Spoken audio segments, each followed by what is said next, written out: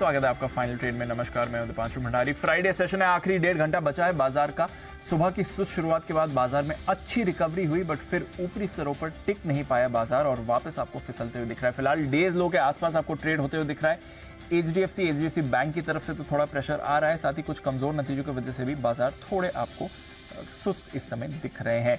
तो क्या ये सुस्ती छाई रहेगी? आने वाले 1.5 घंटे में आपको क्या स्ट्रैटेजी बनानी है और वीकेंड से पहले क्या करनी है तैयारी, इस पर रहेगा खास फोकस।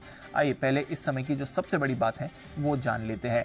और बात यही है कि एचडीएफसी और एचडीएफसी बैंक यहीं से आपको सबसे ज़्यादा दबाव आते हुए दिख रहा है। 5% की गिरावट दोनों में आ रही है। तो निफ्टी और बैंक निफ्टी दोनों में सबसे ज़्यादा जो प्रेशर आ रहा है इन दोनों स्टॉक्स की वजह से ही आपको आते हुए दिख रहा है। दिन के निचले स्तर पर बाजार भी इसकी वजह से आ गया है। 150 पॉइंट का कट आपको निफ्टी पर दिख रहा है 18,100 के लेवल पर। एग्जैक्टली 43,000 के लेवल पर इस समय बैंक निफ्टी गिरा हुआ है। 750 अंकों की गिरावट के साथ 1.5% का कट यहां पर आपको दिख रहा है। एनबीएफसीज यहां पर सबसे ज्यादा कमजोरी है। Private banks, PSU banks, Nifty bank index यहां पर आपको कमजोरी दिख रही है। इसके अलावा अगर नजर डालेंगे मेटल्स, यहां पर भी आपको वीकनेस आती हुई दिखेगी और बाकी पीएसयू स्टॉक्स भी नीचे हैं। मिड कैप और स्मॉल कैप जो पिछले कुछ दिनों से बाजार में जबरदस्त तेजी दिखा रहे थे, यहां पर भी कमजोरी है। आधे से 5% की गिरावट इन इंडेक्स में आपको आ रहे हैं। इस समय एफएमसीजी में आपको थोड़ी खरीदारी आती हुई दिख रही है। इसके अलावा नजर रखिए आप कंज्यूमर गुड्स स्टॉक्स पर। कैपिटल गुड्स भी थोड़ा अच्छा एक्शन दिखा रहे हैं। इंफ्रा और रियल एस्टेट से भी ठीक ठाक सहारा इस समय बाजार को मिल रहा है। देखते हैं कैसी रहेगी चाल बाजार की 1.5 घंटे की। ग्लोबल मार्केट स्टेबल है, 50 पॉइंट ऊपर डाउ फ्यूचर्स, 50 पॉइंट ऊपर नैस्डैक फ्यूचर्स। एप्पल के कल बढ़िया नतीजे थे, उसके दम पर अमेरिकी फ्यूचर्स अच्छे एक्शन में है। यूरोप में भी आपको ठीक ठाक कारोबार दिख रहा है, बट फोकस पूरा का पूरा हमारे बाजारों पर है और किस तरह से हमारे बाजार के स्टॉक्स रिएक्ट भी कर रहे हैं। बाजार की ब्रेथ अगर आप देखेंगे तो ठीक है, ऑलमोस्ट 1:1 का एडवांस डिक्लाइन रेशियो चल रहा है, तो वो उतना खराब नहीं है। बट हाँ, एचडीएफसी बैंक का काफी प्रेशर है। उसके सामने टाइटन थोड़ा संभलने की कोशिश कर रहा है। आईसीआईसीआई बैंक संभला हुआ है। आईटीसी में खरीदारी है। एसबीआई भी आपको थोड़ा पॉजिटिव मोमेंटम दिखा रहा है। तो चुनिंदा दिग्गज स्टॉक्स हैं जो बाजार को सहारा देने की कोशिश कर रहे हैं, बट एचडीएफसी और एचडीएफसी बैंक का वेट इस समय ज्यादा बाजार पर हावी है।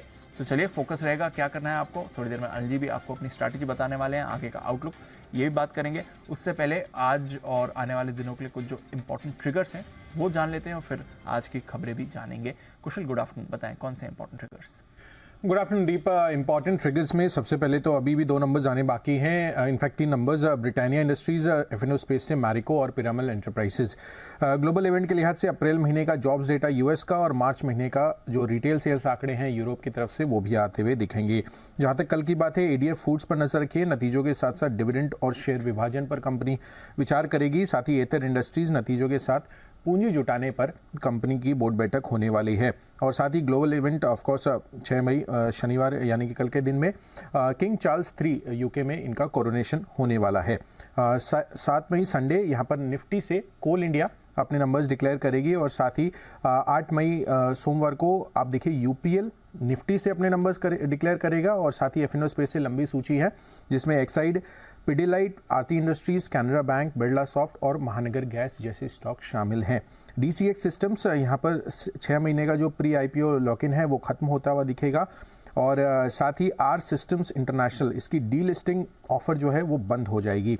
आईपीओ के लिहाज से मैनकाइंड फार्मा का आईपीओ की लिस्टिंग होने वाली है, तो देखना है कि फाइनल क्या लिस्टिंग आती है। सब्सक्रिप्शन आप देखेंगे तो 15.3 टाइम्स यहाँ पर होता हुआ दिखा था। और यहाँ पर ट्रेडिंग हॉलीडे होने वाला है यूके में सोमवार को, जो बैंक हॉलीडे है किंग चार्ल्स 3 का जो कोरोनेशन होएगा उसके बाद ये हॉलीडे माना जाएगा जो है सोमवार को। तो इस पर आपको फोकस करना है। बिल्कुल, तो नतीजों पर तो पूरा फोकस है। कुछ इंपॉर्टेंट इवेंट्स भी हमारे सामने हैं। आज कौन से नतीजे आ चुके हैं, आज कौन सी खबरें हैं, ये जानते हैं अरमान के साथ। अरमान, गुड आफ्टरनून, बताएं। जी, कई सारे नतीजे आए हैं जिसमें सबसे पहले बात करें भारत फोर्ज की, जहां पर अगर आप देखें मुनाफा 262 करोड़ से घटकर लगभग 245 करोड़ के आसपास आता हुआ लिखा है। 6.5% के आसपास की आपको गिरावट दिखेगी। पर उसका रीज़न ये भी है क्योंकि अगर आप वहां पे देखें कि वहां पे एक्सेप्शनल लॉस भी है लगभग 41 करोड़ का, तो उस हिसाब से आपको मुनाफे में गिरावट दिख रही है। बल्कि मार्जिन अगर आप देखेंगे, मार्जिन में भी थोड़ी गिरावट है। 25.7% से गिरकर 24.4% पर आते हुए दिखे हैं। और इबिटा कामकाजी मुनाफे का ओवरऑल बात करें तो वहां पर आपको थोड़ी बढ़ोतरी दिख रही है। 431 करोड़ से बढ़कर 488 करोड़ के आसपास लगभग लगभग 13% के आसपास की बढ़ोतरी है। और अगर गाइडेंस में अगर आप बात करें, मैनेजमेंट कमेंट्री ने FY24 में उन्होंने बोला है कि आय बोल दीजिए या फिर मुनाफा बोल दीजिए, रिटर्न रेशियो, मैनेजमेंट कमेंट्री में आया है कि स्ट्रॉन्ग ग्रोथ का जो है उनका अनुमान है। फेडरल बैंक, यहाँ पर अगर आप बात करें, मुनाफा लगभग 67% के आसपास की आपको बढ़ोतरी दिखेगी। NIIs 25% की बढ़ोतरी है। नेट NPA की बात करें तो वहाँ पर आपको अच्छा खासा सुधार दिख रहा है, 0.73% से गिरकर लगभग 0.69% के आसपास आते हुए दिखे हैं। फैक्ट, मुनाफे में लगभग 27% के आसपास की गिरावट है। मार्जिन्स में आपको यहाँ पर कट होती है, 17.5% से गिरकर 14.7% के आसपास आते हुए दिखे हैं। स्टाइलम इंडस्ट्रीज, मुनाफा बढ़िया बढ़ा है 61% का। मार्जिन्स की बात करें, मार्जिन्स में भी अच्छी खासी बढ़ोतरी है, 11% से बढ़कर 17.1% के आसपास आते हुए दिखे हैं। वर्धमान टेक्सटाइल, मुनाफे में आपको बड़ी कटौती दिख रही है, लगभग 50% के आसपास की कटौती दिख रही है। और आय अगर आप बात करें तो आय में भी लगभग 8% के आसपास की कटौती है। उसी के साथ साथ सिम्फनी की बात करें तो यहाँ पर भी मुनाफे में बड़ा कट दिख रहा है, 74% के आसपास का बड़ा कट दिख रहा है। मार्जिन्स भी बड़े ज़्यादा घट कर आए हैं, 21.4% से गिरकर सिर्फ 7.5% के आसपास आते हुए दिखे हैं। अब आ जाते हैं खबरों पर। खबरों में सबसे पहले आप HUL, इंडियन ग्लाइकोस, यहाँ पर इनके लिए आप एक खराब खबर आती हुई दिखी है, क्योंकि इंपोर्टेड कार्बन चेन के जो सैचुरेटेड फैटी अल्कोहल ब्लेंड पर जो है ड्यूटी की बात करी जा रही है, जिसमें आप इंडोनेशिया, मलेशिया, थाईलैंड से इंपोर्ट पर ड्यूटी लगाई गई है। तो इनके लिए हो सकता है कि यहाँ पर आपको नेगेटिव खबर आती हुई दिखी है। मनापुरम फाइनेंस, ED ने MD और CEO के लगभग 19.3 करोड़ जो शेयर्स हैं वो जब्त किए हैं। उसी के साथ साथ जब्त किए गए शेयरों की वैल्यू अगर आप बातें हैं तो लगभग 2000 करोड़ की है। SGVN, राजस्थान में इनको सोलर पावर प्लांट के लिए इनको एक ऑर्डर मिलता हुआ दिखा है। और अंत में अगर आप बात करें, कई सारी ब्लॉक डील्स हैं, जिसमें सिप्ला 11 लाख, संवर्धन Motherson 10 lakh, IRFC 20 lakh, HDFC bank 16 lakh, Manappuram 30 lakh और बैंक ऑफ महाराष्ट्र 14 लाख शेयरों के कई सौदे किए गए। ओके, तो ये है आपके लिए कुछ खबरें और नतीजों पर तो पूरा फोकस है ही। स्टाइलम इंडस्ट्रीज, जैसा अरमान बता रहे थे, बढ़िया नतीजे आए थे। हम आपको याद दिला दें, ट्यूसडे के दिन नतीजे आएंगे, कमाई कराएंगे। मैं आई थिंक कुशल ने ही इसके बारे में हमें बताया भी था। नतीजे भी दमदार आए हैं, अनुमान मुताबिक हैं। और जो ट्यूसडे का लेवल था 1180 पर था स्टॉक, वहाँ से आज अगर आप देखें तो 1210 पर ट्रेड भी कर रहा है। कुशल, बढ़िया नंबर्स आए हैं स्टाइलम के। एक्चुअली काफ़ी बढ़िया नंबर्स आए हैं दीप, और जितना भी हमारा अनुमान था हर एक पैरामीटर पर, चाहे आप रेवेन्यू देखें या फिर एबिडा लेवल पर 41 करोड़ का हमारा अनुमान था, ऑलमोस्ट एबिडा उसी लेवल पर आता हुआ दिखा। और साथ ही मार्जिन्स, यहाँ पर हमारा अनुमान 16.9% का था, उसके मुकाबले ऑलमोस्ट 17.1% के मार्जिन्स कंपनी ने क्लॉक इन किए हैं। 25-27 करोड़ का एक्सपेक्ट कर रहे थे, मुनाफा भी ऑलमोस्ट वही लेवल, यहाँ पर इनका 27 करोड़ का मुनाफा आता हुआ दिखा है। तो हर एक पैरामीटर जितना भी हमने अनुमान किया था उससे आप रिलेटिवली कह सकते हैं हम अच्छा ही अनुमान कर रहे हैं, और उससे भी बेटर नंबर्स आए हैं। उससे भी बेटर नंबर्स आए, बिल्कुल। और स्टॉक भी अच्छे एक्शन में रहा है। एक और सेट ऑफ नंबर्स आपके सामने आते हुए दिख रहे हैं। राणे मद्रास, जरा इसे पुल अप करें। 10% का स्पाइक राणे मद्रास में आपको आते हुए दिख रहा है, क्योंकि घाटे से मुनाफे में आई है कंपनी। 2.5 करोड़ के घाटे के मुकाबले 9.5 करोड़ का मुनाफा आपको आते हुए दिख रहा है इस कंपनी के लिए। और स्टॉक में भी उसका एक्शन है, 10% ऊपर राणे मद्रास का स्टॉक फिलहाल ट्रेड कर रहा है। आय 505 करोड़ से बढ़कर 622 करोड़ की आती हुई दिख रही है। तो रेवेन्यू फ्रंट पर भी बढ़िया परफॉर्मेंस है कंपनी की तरफ से, और स्टॉक भी एक्शन में दिख रहा है। नजर रखिए, ये हैं कुछ स्मॉल कैप नतीजे जो आपके सामने आ रहे हैं। आइए एक्शन को आगे बढ़ाते हैं। हमारे पास बंसल जी तैयार हैं, साथ ही सुमित जी, वागले साहब, विश्वेश जी, हिमांशु जी भी हमारे साथ शो पर जुड़ रहे हैं। और बिगुल है हिमांशु जी के लिए हिटमैन हिमांशु।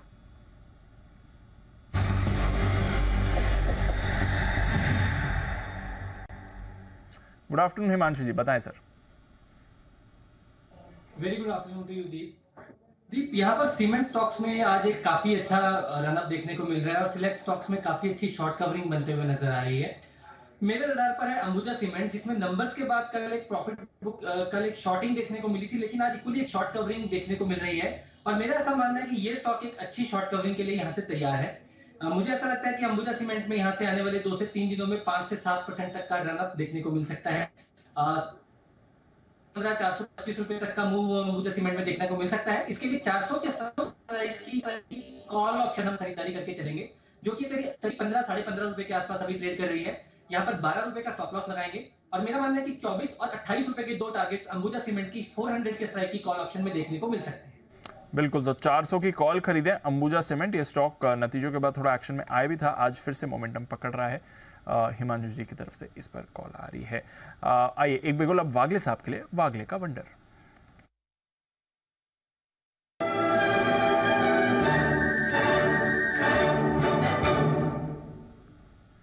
गुड आफ्टरनून वागले साहब, बताएं सर।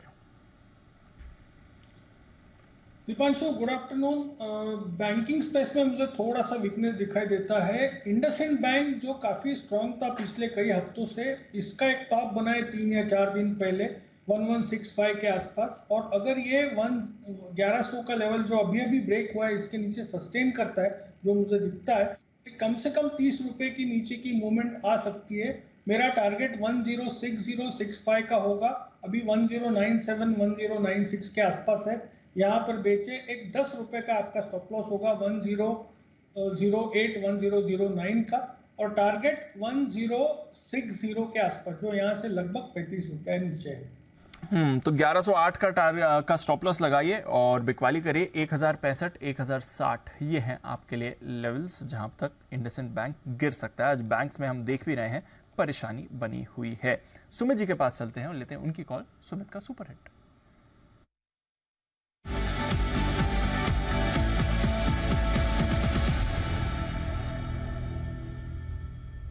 बताएं सुमित जी। Good afternoon Deepanshu. दीपांशु, मेरे पास सेल कॉल रडार पे आया है। स्टॉक का भी भाव चल रहा है 603 रुपए, 604 रुपए। फार्मा सेक्टर का स्टॉक है, थोड़ा सा दबाव देखने को मिल रहा है। स्टॉक का नाम है औरो फार्मा।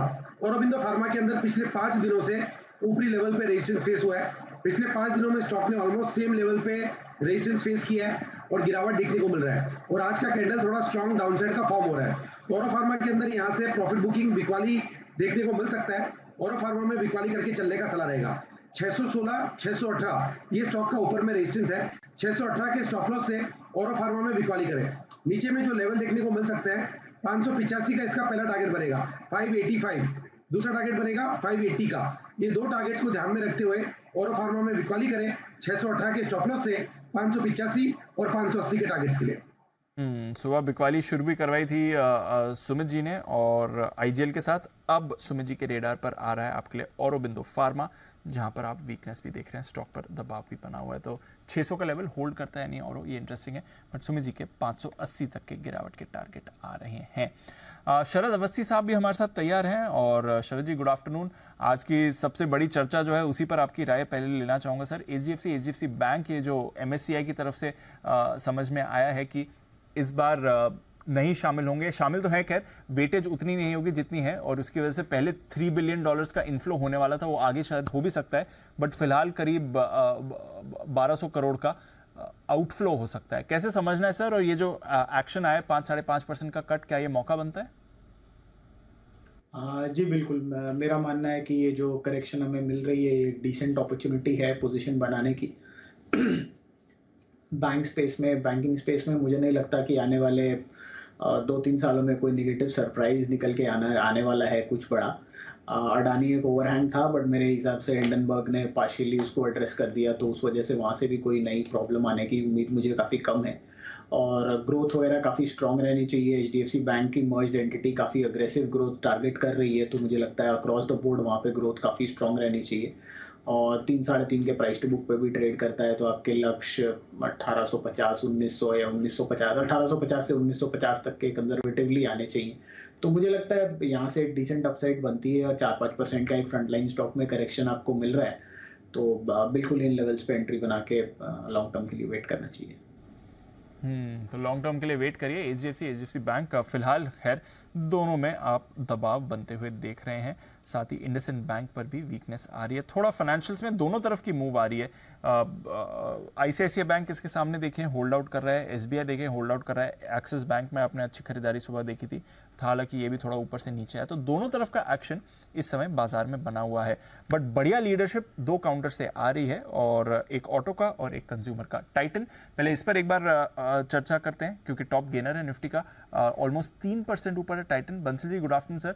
एक बार जरा टाइटन का चार्ट देखेंगे, अच्छे मूव है, आज टॉप गेनर हुआ है निफ्टी का। 2750 पर क्या करना है टाइटन में? दीपांशु, होल्ड की राय है टाइटन में, और ऊपर में दीपांशु नजर रखनी चाहिए 2800 के स्तरों पर, 2790 इसके ऊपर निकल के सस्टेन करता है तो अक्टूबर 2022 के हाईस टूटेंगे, तब एक नई टेरिटरी में जाएगा। तो जिनके पास है बने रहने की राय है, या तो करेक्शन में खरीदें या फिर जब अनचार्टेड टेरिटरी में चले जाए तब एक फ्रेश खरीदारी की राय होगी। बिल्कुल, तो ये है आपके लिए टाइटन जिसमें आपको बढ़िया मूव आती हुई दिख रही है।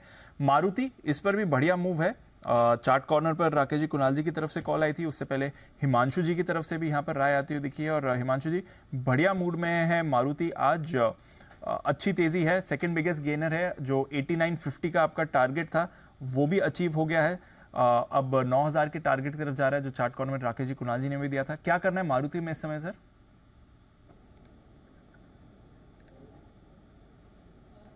कि 9000 के आसपास थोड़ा सा एक शॉर्ट टर्म में एक हर्डल जरूर है, जहां पर शायद स्टॉक कंसोलिडेट करता हुआ नजर आए, स्पेशली बाजार में जिस तरह का थोड़ा एक कंसोलिडेशन देखने को मिल रहा है।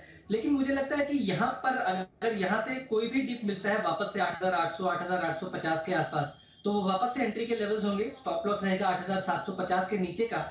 और इवेंचुअली जब भी स्टॉक 9000 9050 के ऊपर निकलना शुरू होगा, तो मुझे लगता है कि स्टॉक 9500 रुपए की तरफ मूव करता हुआ नजर आ सकता है। तो गिरावट पर खरीदारी करें। तो यहाँ पर फ्रेश खरीदारी के लिए थोड़ा सा मुझे लगता है कि थोड़ा सा कंसोलिडेशन जोन है, तो थोड़ा डिप पर खरीदारी करके चले। डिप पर खरीदारी करें, बट मोमेंटम बढ़िया रहा है इस काउंटर का। ऑटोज में बढ़िया एक्शन है। हीरो मोटोकॉर्प पर नजर डालिए। आज सुबह अनिल जी की तरफ से आपको खरीदारी की भी राय आई थी। थर्ड बिगेस्ट गेनर है निफ्टी में। बढ़िया नतीजों के बाद शानदार एक्शन इस काउंटर पर आते हुए भी दिख रहा है और आज थ्रू द डे काफी एक्टिव रहा है हीरो मोटोकॉर्प भी। और इसके साथ ही टीवीएस मोटर्स, यहां पर भी आपने जबरदस्त एक्शन देखा है। इसको भी पुल अप करिए, 4.25% ऊपर है, वायदा कारोबार का टॉप गेनर है। एक बार इन दोनों काउंटर्स पर शरद जी से राय लेना चाहूंगा। शरद जी, अच्छा मोमेंटम है, दमदार नतीजे हीरो के भी आए, टीवीएस के भी आए, रिकॉर्ड परफॉर्मेंस रही टीवीएस की तरफ से। क्या राय बनती है सर इन लेवल्स पर? टीवीएस पे हमें लगता है कि जो वैल्यूएशंस हैं वो लगभग सारे पॉजिटिव फैक्टर इन करते हैं। और जैसे जैसे बजाज और हीरो की इलेक्ट्रिक जो लॉन्चेस हैं वो रैंप अप होती हैं अगले साल 1.5 साल में, तो मुझे लगता है टीवीएस को वहाँ इलेक्ट्रिक वाले साइड पे भी थोड़ा ज़्यादा कंपटीशन मिलेगा। तो टीवीएस तो मुझे लगता है फुल्ली वैल्यूड है, कोई बहुत ज़्यादा यहाँ से पॉजिटिव सरप्राइजेस की हम उम्मीद नहीं रख रहे हैं। बट हीरो मोटोकॉर्प में हमें लगता है यहाँ से काफ़ी बढ़िया उम्मीद हो सकती है आने वाले समय में इम्प्रूवमेंट्स की। रॉ मटेरियल प्राइसेस भी ईज हो रहा है, प्लस वीडा के प्राइसेस उन्होंने कम करके कॉम्पिटिटिव कर दिए हैं और क्वालिटी वगैरह काफ़ी स्ट्रॉन्ग है प्रोडक्ट की, और डिस्ट्रीब्यूशन रीच हम जानते ही हीरो मोटोकॉर्प की स्ट्रॉन्ग है। तो मुझे लगता है वहाँ से एक सरप्राइज आने वाले समय में आना चाहिए। अभी भी जो नंबर्स हैं उसमें ज़्यादा वीडा की सेल्स लोग एंटिसिपेट नहीं कर रहे हैं, और वैल्यूएशन के लिहाज से टू व्हीलर स्पेस में सबसे सस्ता स्टॉक है, डिविडेंड यील्ड वगैरह भी रोबस्ट है, और नए जो प्रोडक्ट्स उन्होंने लॉन्च किए वहाँ पे भी ट्रैक्शन उनको ठीक ठाक आ रही है। तो मुझे लगता है हीरो मोटोकॉर्प कंजर्वेटिवली 3000, अग्रेसिवली 3500 के लक्ष्य के हिसाब से बेटर बेट लगता है दोनों में कंपैरिजन। बड़े टारगेट आपको हीरो मोटोकॉर्प के लिए आते हुए दिख रहे हैं। आज सुबह अनिल जी भी इसकी बात कर रहे थे और कह रहे थे कि पोटेंशियली डबलर है। ऑफ कोर्स थोड़ा आपको टाइम होराइजन अपना बढ़ाना पड़ेगा, बट उनका कन्विक्शन भी था इस काउंटर के लिए, और स्टॉक ऑफ द डे में तो आपको यहाँ पर खरीदारी की राय दी भी गई थी। तो हीरो मोटोकॉर्प रखिए नज़र, टीवीएस मोटर्स भी जैसा शरद जी कह रहे थे रखिए नज़र, दोनों काउंटर्स अच्छी तेजी में। इनफैक्ट हीरो मोटोकॉर्प 2575 का पहला टारगेट था अनिल जी का, 2570 पर ट्रेड कर रहा है, तो पहले टारगेट के बेहद करीब आने की तैयारी में डेज हाई पर ये काउंटर है। इतने खराब बाजार वो भी इतने खराब बाजार में सही वक्त पर आया जी। आप हीरो मोटोकॉर्प मैं इंतजार कर रहा था काफी देर से, स्टूडियो के बाहर खड़ा हूं, मैंने कहा दीप कुछ मेरा नाम ले, कुछ बोले तो मैं अंदर आऊं। इंट्रोड्यूस नहीं, थोड़ा सा लेट हो गया कोई मीटिंग की वजह से, लेकिन इंटरेस्टिंग है मार्केट। हाँ दीप, दो चीजें हैं जो नोटिसेबल है। पहली चीज तो है कि सबसे इंपॉर्टेंट लेवल पर बैंक निफ्टी ट्रेड कर रहा है 43,000 का। तो ये जो कमजोरी हुई है सेकंड हाफ वाली, ये बैंक निफ्टी के, हाँ ये जो बैंक से आई है, ये थोड़ी इंपॉर्टेंट है। सो आई थिंक आज की क्लोजिंग ये बहुत इंपॉर्टेंट है कि अगर क्लोजिंग बेसिस पे हम 43,000 को होल्ड कर पा रहे हैं तो अच्छा है। 43,000 के नीचे बंद होते हैं तो थोड़ा मामला खराब है। पहली चीज़ 43,200 होल्ड कर पाते तो फिर तो रिस्क भी कम है, रिस्क नहीं के बराबर है, क्योंकि 43,200 43,200 का आपने पिछले 4 या 5 सेशन में, एक बार बता दूं आपको, उसके नीचे आपने क्लोज नहीं किया। तो बेस्ट तो ये कि आप 43,200 को ही क्लोज, उसके नीचे 1 2 3 4 5 नहीं सॉरी 4 ही है। हाँ 4 दिन से आप 43,200 के नीचे क्लोज नहीं हो रहे, 5 दिन से 43,000 से, यानी कि पूरे हफ्ते अपने पिछले फ्राइडे की क्लोजिंग आपकी 43,000 की है। सो अगर उसके नीचे हम वीकली क्लोज नहीं रह रहे हैं तो वीक ऑन वीक कोई ख़राब नहीं हुए। राइट। तो इसलिए अगर जहाँ है वहीं बंद हो जाए तो भी कोई इतनी बड़ी टेंशन वाली बात नहीं। ये रनिंग करेक्शन है 700-800 पॉइंट का, 1.5 से 2% का, जो आप कभी भी एक्सपेक्ट करके चल सकते हैं। लोगों को शायद दिक्कत इसलिए हो रही होगी कि डाउ फ्यूचर्स तो ऊपर हैं, बाकी तो कुछ खराब नहीं हो रहा, हमारे क्यों खराब हुआ है, तो वो थोड़ा हो सकता है। वो सीधी सी बात है कि 2 या 3 दिग्गज मिलके, 4 दिग्गज मिलके अगर निफ्टी को, बैंक निफ्टी को इफेक्ट डाल रहे हैं तो वो आपको दिखेगा। अभी भी देखिए निफ्टी में कहीं कोई खराबी नहीं है। निफ्टी का जहाँ खराब होने का लेवल 18,000 का है उससे भी बहुत दूर है। इतना क्वेश्चन निफ्टी लेके बैठा है। So I think ex HDFC bank, ex HDFC निकाल कर अगर आप देखेंगे तो मार्केट उतने खराब है नहीं। तो एचडीएफसी बैंक और इंडसइंड बैंक दो मिलकर थोड़ी सी बैंक निफ्टी को खराब कर रहे हैं। सो अभी क्या चल रहा है छोड़ दीजिए, 3.5 क्या बंद होता है वो इंपॉर्टेंट है। 43,200 के ऊपर बंद होता है तो बहुत बढ़िया है, 43,000 भी होल्ड हो जाता है तो बुरे नहीं है। 42,800 के नीचे बंद होता है तो फिर आपको लॉन्ग बिल्कुल नहीं रहना है। तो फिर आपका शॉर्ट टर्म सारे जितने क्लोजिंग बेसिस पे आपने स्टॉप लॉस रखे हैं वो 42,800 के नीचे पक्का आपको ट्रिगर करके जानी चाहिए। निफ्टी में 18,000 के ऊपर जब तक बंद हो रहे हैं कोई टेंशन लेने की जरूरत नहीं। फिलहाल तो ऐसे संकेत है नहीं जिससे हमें ये सोचना पड़ेगा 18,000 के नीचे बंद होंगे। बाकी डेटा क्रंचिंग चालू है, 2:30 बजे आपके सामने मैं पूरा एनालिसिस रख ही दूंगा। बिल्कुल सर, ठीक है। तो आपसे 2:30 बजे एनालिसिस लेंगे भी, बट बाजार पर नजरिया रखने की ज़रूरत है इस समय। इंपॉर्टेंट लेवल्स पर स्पेशली बैंक निफ्टी आपको दिख रहा है 43,000 से थोड़ा नीचे। आइए बात करते हैं कुछ नंबर्स की। कंज्यूमर स्टॉक से थोड़ा सहारा भी है। ब्रिटानिया, नुपुर है हमारे साथ तैयार बताने के लिए कैसे रहेंगे ब्रिटानिया के नंबर्स। नुपुर बताइए। ब्रिटानिया के नंबर्स अच्छे रह सकते हैं, 13% का अनुमान है इस बार आय बढ़कर आ सकती है। कामकाजी मुनाफा देखें तो 28% की ग्रोथ लेके चल रहे हैं, करीबन 700 करोड़ के आसपास कामकाजी मुनाफा आ सकता है। इनफैक्ट जो मार्जिन होंगे वहाँ पर भी एक्सपेक्टेशन है कि वो बढ़ के आ सकते हैं। पिछले साल कंपनी ने 15.5% के मार्जिन किए थे, इस बार एक्सपेक्टेशन है कि 17.5% के मार्जिन हो सकते हैं।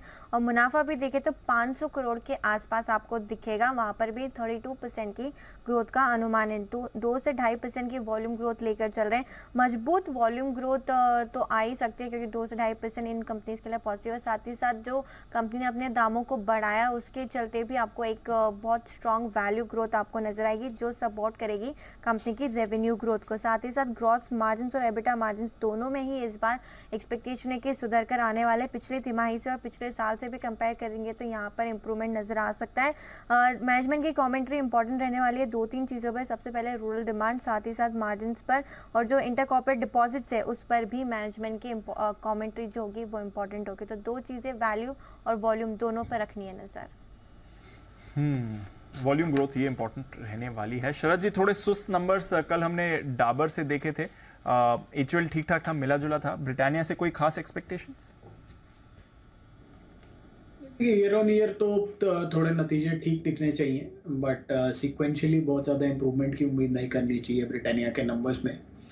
थोड़ा सा जो कोविड के टाइम का पेंटअप एडिशनल डिमांड था, अब ग्रेजुअली वहाँ पे कमी आ रही है। जो एक पॉजिटिव फीडबैक शायद इसमें से निकल के आए, आपको रॉ मटेरियल प्रेशर थोड़ा सा कम होता हुआ दिखाई दे क्योंकि पाम ऑयल की कीमतें काफ़ी नीचे गिरी हैं।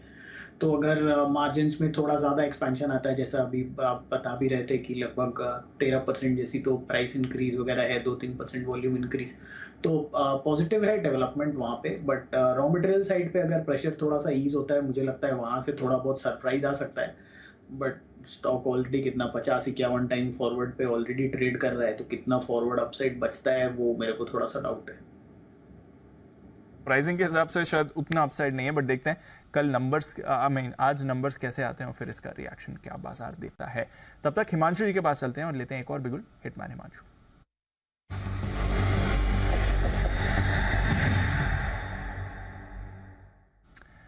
बताएं हिमांशु जी।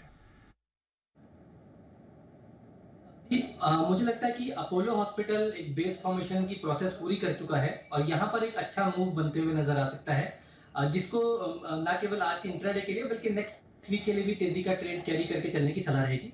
फ्यूचर्स में लगभग 4615-4620 के आसपास के करंट लेवल्स हैं, यहाँ पे खरीदारी करके चलने की सलाह है। 4575 ये स्टॉप लॉस रहेगा। अपसाइड में 4680 पहला टारगेट, 4740 दूसरा टारगेट। अपोलो हॉस्पिटल्स में खरीदारी करके चलने की सलाह है। मेरा ऐसा मानना है कि ये स्टॉक यहाँ से एक अच्छा मोमेंटम दिखाने का पोटेंशियल रखता है। तो अच्छा मोमेंटम अपोलो हॉस्पिटल्स में आपको आते हुए दिख सकता है। हिमांशु जी की तरफ से खरीदारी की भी राय है।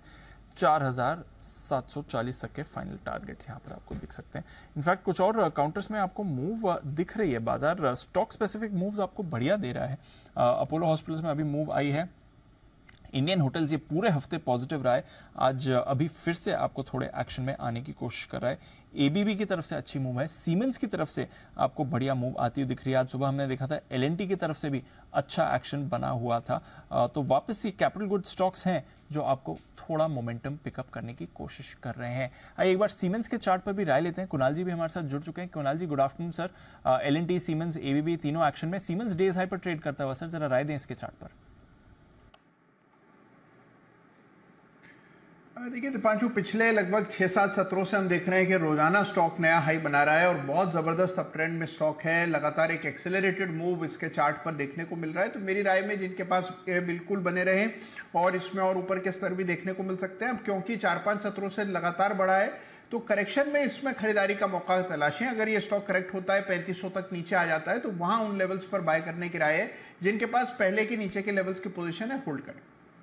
ओके, अगर आप पहले की पोजीशन से हैं तो होल्ड करें, बट नज़र रखिए सीमेंस पर आपको अच्छा एक्शन बनते हुए दिख रहा है। एक बार शरद जी से भी पूछा जाए। शरद जी, ये सारे कैपिटल गुड्स काउंटर्स एक बार फिर से मूव में है और ग्लोबली भी हमने देखा एबीबी और कमिंस दोनों के जो ग्लोबल पेरेंट है उन्होंने अपनी गाइडेंस भी बढ़ाई और स्पेशली इंडिया और एशिया के कारोबार से मजबूती की बात करी है सर। जी बिल्कुल, दो सेगमेंट में ग्रोथ तो है, खास करके जो मेरे हिसाब से इंटरनेशनली तो मुझे इतना आइडिया नहीं होगा, बट डोमेस्टिक लेवल पे इंडिया में मुझे लगता है ग्रोथ काफ़ी स्ट्रांग रहनी चाहिए जिस टाइप का कैपेक्स साइकिल है।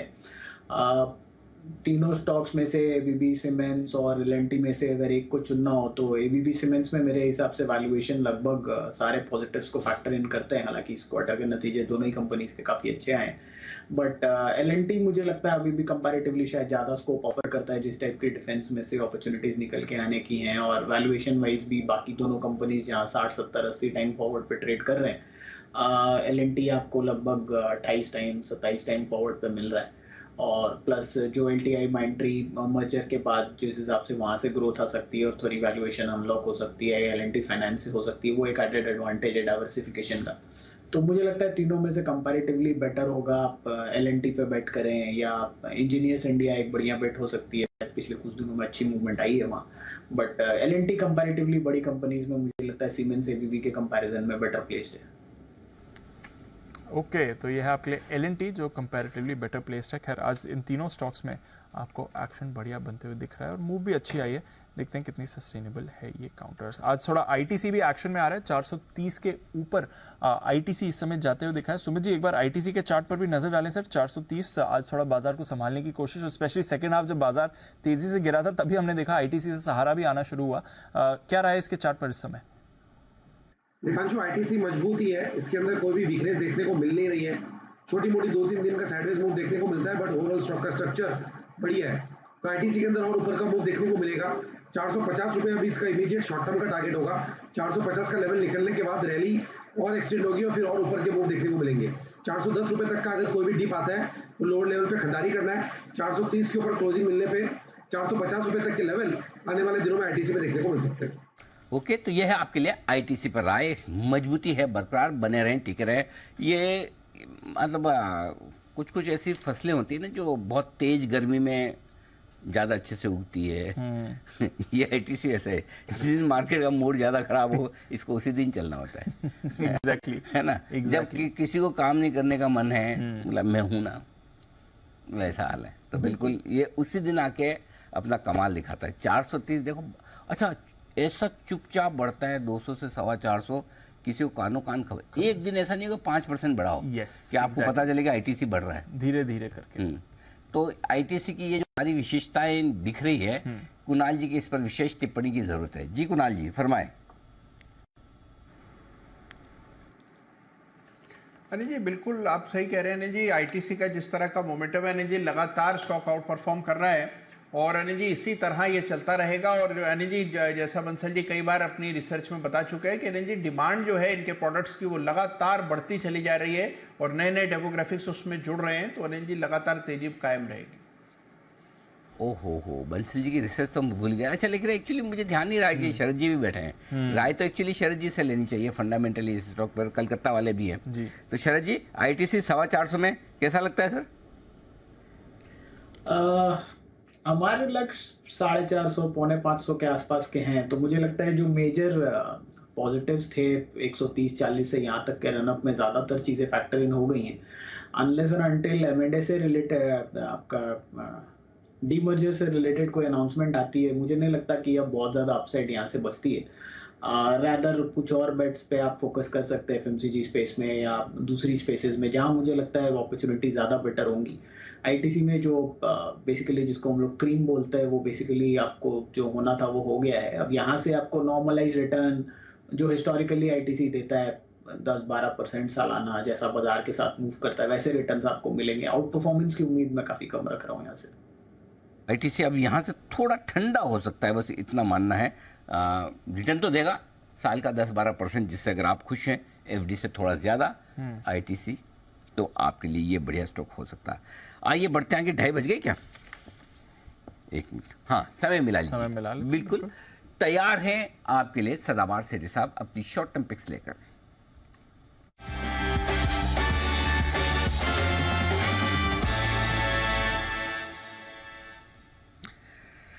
स्वागत है आपका सेठी साहब, बताएं सर क्या है इरादा? Anil ji good afternoon. Deepanshu, Anil ji 2 stocks हैं, दोनों कैश मार्केट के, जिनमें खरीदारी करनी है और असल एक्शन एक्चुअली कैश मार्केट में ही है। आज भी जो निफ्टी में गिरावट है, हालांकि वो एचडीएफसी ट्विंस की वजह से ज्यादा है, बट जो कैश और कैश मार्केट के जो स्टॉक्स हैं उनमें अभी भी एक दमदार तेजी बन रही है। अनिल जी 2 स्टॉक पे एक अपडेट भी दे देता हूँ। एक तो ई मुद्रा मैंने हाल ही में रिकमेंड किया था 257 पे, अभी 307-8 के लेवल पे ट्रेड कर रहा है, मतलब आज का one of the best performers है। फिर इसी सप्ताह मैंने मंगलवार को नोसल रिकमेंड किया था 218 के लेवल पे, 230 के टारगेट दिख रहे हैं कैश मार्केट के स्टॉक्स में। बाजार में जहां निफ्टी 150 पॉइंट नीचे है, वहां पे भी ये सब स्टॉक्स अच्छा कर रहे हैं। निफ्टी 150 नीचे, जरा बैंक निफ्टी भी तो देखो सर, वो 800 नीचे है। परसेंटेज टर्म्स में लगभग बराबर सही है। हाँ, आपने अपनी सुविधा से निफ्टी देख लिया खाली। बैंक निफ्टी देखेंगे डर ज्यादा लगेगा, लेकिन इस खराब बाजार में भी स्टॉक आपके कमाल कर रहे हैं, बधाई हो सर। बताइए पहला स्टॉक आज के लिए। अनिल जी आज का जो पहला स्टॉक है, स्टॉक का नाम है रूट मोबाइल, जो अभी 1280 के लेवल पे ट्रेड करता है। 1330 का शॉर्ट टर्म टारगेट है, 1260 का स्टॉप लॉस रखना है। ये कंपनी ओटीटी प्लेयर्स और मोबाइल नेटवर्क ऑपरेटर्स के लिए क्लाउड कम्युनिकेशन प्लेटफॉर्म प्रोवाइड करने का काम करती है। मतलब कंपनी मेनली ये मैसेजिंग, फिर वॉइस और ईमेल, इन सब सेगमेंट के लिए स्मार्ट सॉल्यूशंस प्रोवाइड करती है। ग्लोबल ऑपरेशन से इनके 20 से ज्यादा देशों में प्रेजेंट है, वहां से ऑपरेट करती है। और हाल ही में इन्होंने सऊदी अरबिया में भी एंट्री करी है, मतलब वहां पे भी बिजनेस कारोबार शुरू किया है। एक बहुत ही दमदार ग्रोथ पोटेंशियल वाली कंपनी है और इनऑर्गेनिक ग्रोथ भी कंपनी एक्विजिशंस के थ्रू करती है। एक जबरदस्त कस्टमर एडिशन भी है। बाकी हाल ही में इन्होंने भारत में भी या अभी करने जा रहे हैं, एक नया प्रोडक्ट लॉन्च करने जा रहे हैं जो मोबाइल आइडेंटिटी मैनेजमेंट प्रोडक्ट है, जो कि मोबाइल पे जो फ्रॉड होते हैं उनको एड्रेस करने का प्रोडक्ट है, तो उससे भी एक अच्छा ग्रोथ एक्सपेक्टेड है। बाकी फंडामेंटल्स अच्छे हैं। दिसंबर तिमाही बहुत अच्छी थी, 85 करोड़ का पैट था, जो पिछले साल दिसंबर तिमाही में 48 करोड़ का पैट था। एबिटा मार्जिन्स थे अराउंड 22-23% के। एक जीरो डेट कंपनी है और कुछ महीनों पहले इन्होंने बाईबैक भी कंक्लूड किया। 1700 के भाव पे इन्होंने बाईबैक किया। आज ये स्टॉक 1280 के लेवल पे ट्रेड करता है।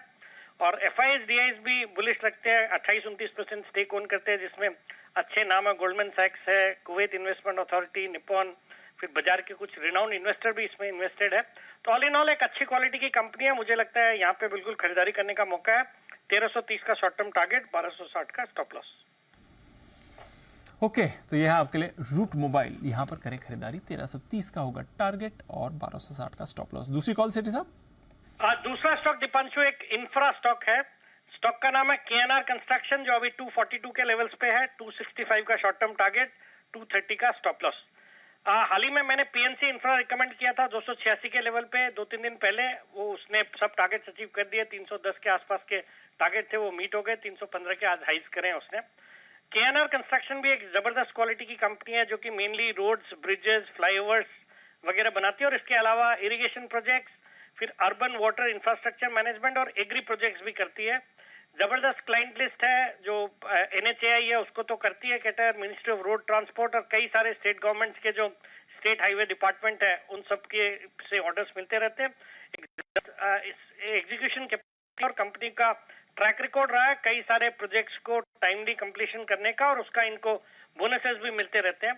और एक खास बात इस कंपनी के साथ है कि कई सारे इक्विपमेंट्स इनके पास इन हाउस है, जो वर्ल्ड क्लास कंस्ट्रक्शन इक्विपमेंट जैसे आपके टैंकर्स होते हैं, टिपर्स होते हैं, एक्सकेवेटर्स, जनरेटर्स, इन सबको ये खुद की फ्लीट है, तो उसका एक फायदा रहता है। और कंपनी आजकल रेल प्रोजेक्ट्स पे फोकस कर रही है, मेट्रो रेल पे फोकस कर रही है, और हमने देखा किस तरह से रेलवे पे सरकार का फोकस है। इंफ्रा पे तो है ही है, रेलवे एक और सेगमेंट है जहां से अच्छी ग्रोथ आ रही है।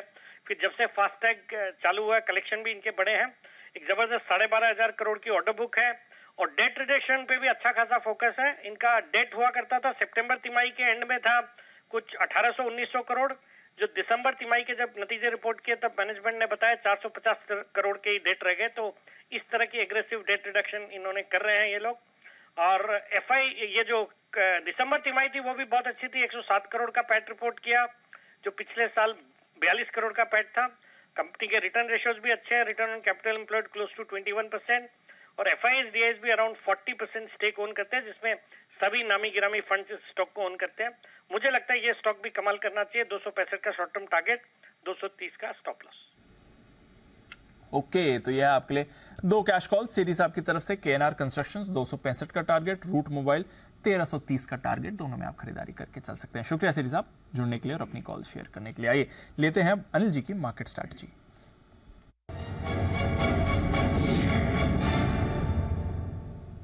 अनिल, इस पूरे हफ्ते हमने डाउ को आउट परफॉर्म करा है, आज उल्टा हो रहा है sir. Dow futures days high पर है और हम डेज लो पर हैं। 100 पॉइंट ऊपर डाउ फ्यूचर दिख रहा है और करीब 140 पॉइंट नीचे निफ्टी है। बैंक निफ्टी में ज़्यादा सेलिंग प्रेशर आ रहा है, अभी अभी 42,900 तोड़ा है सर। 800 पॉइंट का कट बैंक निफ्टी में दिख रहा है। बाकी एशिया के बाजार ठीक थे, आज मिले जुले थे। यूरोप और अमेरिकी फ्यूचर्स पॉजिटिव हैं, रुपया तो खैर आज बंद ही है। क्या चल रहा है सर, क्या करना है? जी देखिए, इतने दिन से हम हमारी ताकत पे भी बढ़ रहे थे। Yes. हमें कोई ग्लोबल सपोर्ट मिल नहीं रहा था, फिर भी हम हमारे हिसाब से बढ़ रहे थे। Absolutely. और आज हम घट रहे हैं तो भी हमारी वजह से ही घट रहे हैं, कोई हम ग्लोबल पे नहीं। तो डाउ फ्यूचर को इसलिए मंदी के वक्त देखना, अगर हम इग्नोर करते हैं कि वो खराब है, तो तेजी के वक्त भी इग्नोर करना चाहिए, क्योंकि आज की सेलिंग जो है वो स्क्रीन पर है और डेफिनेटली डिलीवरी बेस्ड होती हुई दिख रही है। क्योंकि एचडीएफसी बैंक 2 मेन स्टॉक है जो कमजोर होते हुए दिख रहे हैं, और दूसरा ये कि आपका थोड़ा इंडसइंड वगैरह 1-2 फेडरल रिजल्ट के बाद थोड़ी ये और कमजोर हो गए, तो थोड़ा बैंक्स पर दबाव, एक्चुअली बैंक्स पर दबाव एचडीएफसी और एचडीएफसी लिमिटेड की वजह से तो काफ़ी हद तक ठीक हुआ भी, लेकिन जो फेडरल के रिजल्ट और उसके अलावा इंडसइंड बैंक को लेकर जो कुछ भी बाजार में बातें चल रही हैं, इसको लेकर जो प्रेशर आया है वो बैंक निफ्टी पर भारी पड़ता हुआ दिखा है। राइट, सो आई थिंक थोड़ा सा एक करेक्शन वाला माहौल है। अभी फ्रेश खरीदारी करने का इंतजार करें। लेना है, ऐसा नहीं कि नहीं लेना है, लेकिन कहाँ रुकेगा वो देखना ज़रूरी है। सो आपके लिए 2-3 चीज़ें इंपॉर्टेंट है। पहला तो ये कि 43,000 के ऊपर क्लोजिंग होना बहुत ज़रूरी है। 43,000 के नीचे क्लोजिंग होती तो पिछले हफ्ते के मुकाबले में इस हफ्ते आप नीचे बंद होंगे। 42,800 के नीचे अगर आप बंद होते हैं आज, तो फिर आपको तेजी की पोजीशन काफ़ी कुछ कम करनी चाहिए डिसिप्लिन के तौर पर, या फिर अगर आप कैरी करके ले जाते हैं तेजी की पोजीशन, तो फिर आपको पुट ऑप्शन जरूर हाथ में रखना चाहिए। तो 42, मैं बता दूं, आज से ठीक 6 दिन पहले आपने 42,829 का लो बनाया था क्लोजिंग बेसिस पे, तब से लगातार आप धीमे धीमे ऊपर आकर 43,000 के ऊपर ही बंद हो रहे हैं। इसलिए वो आखिरी है, मतलब स्टॉप लॉस कायदे से तो आज, इसलिए आपको याद होगा हमारा दिन का स्टॉप लॉस 43,200 का इसीलिए हमने रखा था, छोटा वाला, याद है? मैंने कहा कि आज स्टॉप लॉस मैं ऊपर खींच रहा हूँ, 43,000 के बजाय हम 43,200 कर रहे हैं, तो वहाँ से भी आप लगभग 300 पॉइंट नीचे हैं। करेक्ट। सो स्टॉप लॉस ऊपर खींचने का ये फायदा रहा। बट एनीवे, फिर भी अब भी क्लोजिंग बेसिस पे बढ़िया क्लोजिंग 43,200, ठीक क्लोजिंग 43,000, खराब क्लोजिंग 42,800, ये इस पे नजर रखिए, ठीक है? जो भी करना है फ्रेश खरीदारी बिकवाली सोमवार को, आज नहीं। अब आइए निफ्टी। निफ्टी में कहीं कोई अभी भी समस्या नहीं है, दूर दूर 18,100 पर हैं आप। 18,000 के ऊपर जब तक हैं आप ठीक हैं, 18,000 के नीचे आएंगे तो ही हम खराब होना शुरू करेंगे। सो बैंक निफ्टी में भी वेट एंड वॉच वाली सिचुएशन रखें। मूड माहौल को देखकर थोड़ा सा हल्का रहें, या फिर कैश आपके हाथ में रहेगा तो हो सकता है मंडे को, अगले हफ्ते आपको वापस खरीदने का मौका मिले। खरीदना तो है, अभी तक चाल बिगड़ी नहीं है। राइट। निफ्टी की तो बिल्कुल नहीं बिगड़ी। अब वही है कि पहले बैंक निफ्टी ने खींचा था ऊपर की तरफ, वापस बैंक निफ्टी नीचे की तरफ खींच रहा है। निफ्टी 18,000 तोड़ेगा अगर और नीचे बंद होगा तो फिर आपको यहाँ भी पोजीशन कम कर लें। सिंपल। अभी तो काफी डिस्टेंस है तो सही है, देखो हाँ। सो अपने लेवल्स के हिसाब से चलते हैं। तो अभी 2:30 बजे के बजाय 3:20 की स्ट्रेटेजी ज़्यादा इंपॉर्टेंट है। बिल्कुल, थोड़ा क्लोजिंग पर ज़्यादा फोकस हो गया है। एब्सोल्युटली। और बैंक निफ्टी क्रूशियल लेवल पर आपका है फिलहाल, तो इस पर भी रखनी है नजर। बिल्कुल, तो ये है आपके लिए बड़े एक्शन वाला समय, और स्पेशली डाउ फ्यूचर्स जब मजबूत हो तो आपके लिए शॉर्ट करना भी मुश्किल होता है, वो भी इतना नीचे, और लेने के लिए स्क्रीन कहीं कोई ऐसा आपको संकेत नहीं दे रही कि आज आपको कूद कर लेना चाहिए। ये कह रही कि एक दिन रुक जा भाई, आराम से अगले हफ्ते कर लेना, कौन सी जल्दी है, मार्केट रोज खुलने वाले। काफ़ी लोग आज एक दबी जुबान में एक बात ये भी कह रहे हैं, अचानक से मैंने पूछा कुछ लोगों को, तो एक तो नया मार्जिनिंग सिस्टम लागू हुआ है, बराबर है, तो लोग एडजस्ट हो रहे हैं उससे। दूसरा, आज बैंक हॉलीडे है, तो आज अगर आपके मार्क टू मार्केट लॉस आ रहा है, नए मार्जिन की रिक्वायरमेंट है, आज बैंक हॉलीडे है ना, ठीक है ना, तो पैसा ट्रांसफर नहीं कर पा रहे हैं। आज गिरावट की एक बड़ी वजह ये भी आ रही है कि आपका मार्क टू मार्केट लॉस आ रहा है या आपको फ्रेश पोजीशन लेनी भी है, तो मार्जिन ट्रांसफर करने के बैंकिंग सिस्टम आपको सपोर्ट नहीं कर रहा है। तो क्योंकि अचानक से अगर इतना गिर रहा है तो लोग अपना अपना कैलकुलेशन करने की कोशिश करते हैं ना, कि भाई वैसे तो लोग खरीदना चाहते हैं तो फिर खरीद क्यों नहीं रहे। तो उसका एक कारण, टेक्निकल कारण ये भी कि बैंक हॉलीडे होने की वजह से भी मार्जिन ट्रांसफर करने में, फ्रेश पोजीशन बनाने में लोगों को दिक्कत है। तो हो सकता है सोमवार तक का आप करें इंतजार। आइए बढ़ते आगे, और बिगुल एक वागले साहब के लिए वागले का वंडर।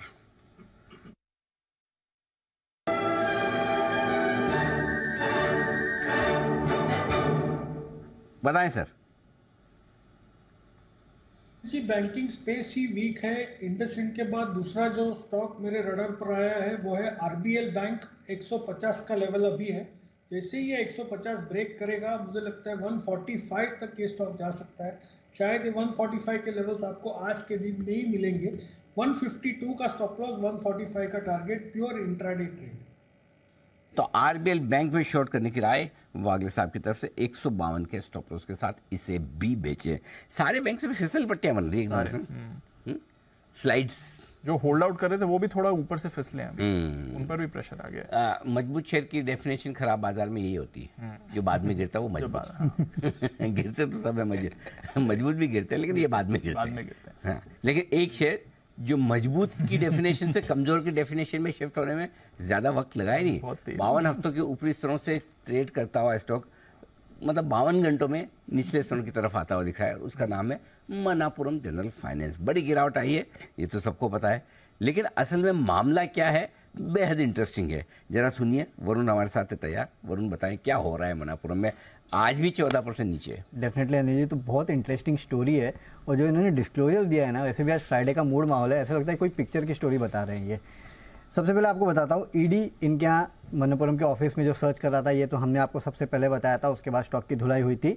तो मैनेजमेंट ने अपना डिस्क्लोजर दिया है, इसमें कहा है कि 3 से 4 मई के बीच में ईडी ने छापे मारे थे, और इसके बाद इस कंपनी को जो एमडी है नंद कुमार जी, उनके करीब 140-145 करोड़ के आसपास के जो एसेट्स है उनको ईडी ने यहाँ पे जब्त कर लिया है।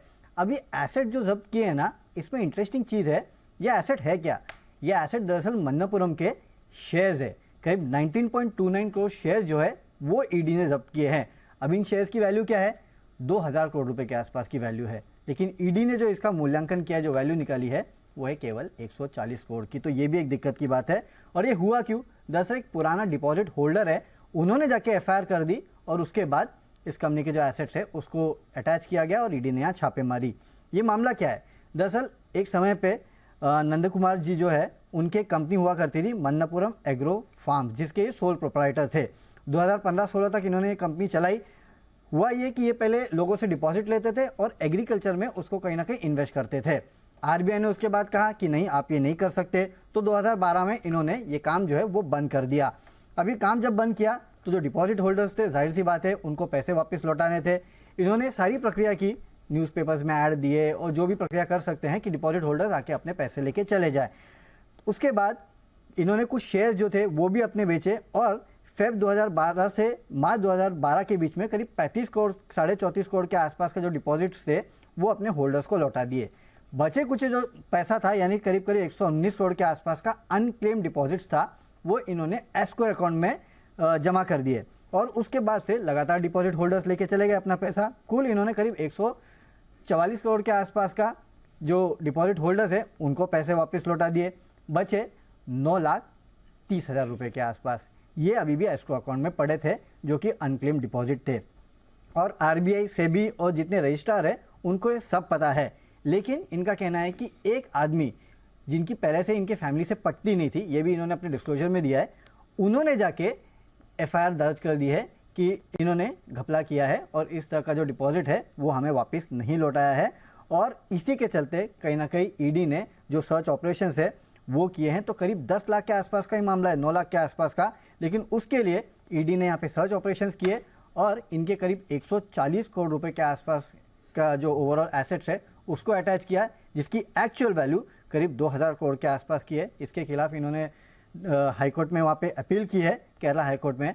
हालांकि कितनी राहत मिलेगी, क्या मिलेगी, ये तो पता नहीं, लेकिन ये कह रहे हैं कि पूरा इशू जो है वो एक्चुअली बनाया गया है, जो कि था नहीं। पैसे अभी भी एस्क्रो अकाउंट में पड़े हैं, तो ये एक दिक्कत की बात है। तो डिपॉजिट होल्डर्स, एक डिपॉजिट होल्डर ने एफआईआर लॉन्च की, स्टॉक की पूरी बर्बादी हो गई। एक डिपॉजिट होल्डर, वो भी अनिल जी बहुत इंटरेस्टिंग लिखा है कि मेरे और मेरे परिवार से जिससे एक पट्टी नहीं है। आई मीन लंबा मामला है, मुझे लगता है कि कोई जो इनका आपसी प्यार मोहब्बत है। हाँ, तो उसके चलते जाके कंप्लेंट कर दी, एफआईआर कर दी, ईडी ने सर्च ऑपरेशन कर दी। मैं वही कह रहा हूँ कि बड़ी इंटरेस्टिंग स्टोरी है, picture like. Okay, very interesting है। तो मनाफरम, लेकिन इतनी ऐसी बात पे तो फिर स्टॉक रिकवर होना चाहिए ना। मतलब अगर matter on the face of it अगर इतना सीरियस नहीं दिखता, हाँ, तो स्टॉक रिकवर क्यों नहीं होता? अनिल जी बहुत कुछ चीज़ें जो समझ में नहीं आ रही। एक तो 140 करोड़ के एसेट्स, अगर 9 लाख के आसपास के पैसे देने बचे हैं तो 140 करोड़ के एसेट क्यों जब्त किए, वो भी जिसकी वैल्यू 2000 करोड़। तो क्या इसी वजह से गिरा है? कैसे? वो बता रहे 150 करोड़ जब्त किए, लेकिन है 2000 करोड़ अटके हैं। हाँ, 2000 करोड़ अटके तो फिर अगर किसी दिन ईडी ने ले लिए और उसको भेज दिया रिकवरी करने, तो 2000 करोड़ गए। बंसल जी कुछ विशेष टिप्पणी देना चाहते हैं इस पूरे मामले पर? जी बंसल जी फरमाएं। नहीं अनिल जी, आपसे पूछना चाहता हूं as per limited knowledge Anil ji, जैसे अभी वरुण ने बताया कि 9-10 लाख रुपए का एक एस्क्रो अकाउंट में पैसा था, उसका जो बंदा था वो कह रहा है कि मेरे पैसे वापस नहीं मिले। अनिल जी 10 लाख रुपए के लिए तो EOW भी नहीं अनिल जी कंप्लेंट रजिस्टर करती, ईडी कहां से आ गई, ये अनिल जी समझना चाह रहा हूं मैं। अच्छा ऐसा क्या? मेरे को तो ये रूल भी पता नहीं था कितने में कौन सा करता है। तो आपने पहले सवाल पूछते वैसे सही पूछा था, लिमिटेड नॉलेज, तो उन्होंने पहले बता दिया अनिल जी की नॉलेज लिमिटेड है। तो आपका आइडिया थे विद माय लिमिटेड नॉलेज, जो क्वेश्चन आपने पूछा उसका मुझे पता नहीं है। और इसमें इन्होंने लिखा नहीं है कि कितने की उसने कंप्लेंट रजिस्टर की है, लेकिन ये कह रहे हैं कि पुराना मामला और 10 लाख का ही मामला है। ओके चलिए ठीक है, जो है वो है। फंडामेंटली शरद जी जरा राय दीजिए इस पर। कहाँ 3 दिन पहले स्टॉक कहाँ ट्रेड करा था, 2 दिन पहले कहाँ अब है, लेना चाहिए या एक बार ये जो विवादों में है तो थोड़ा इंतजार करें? क्या करना चाहेंगे आप?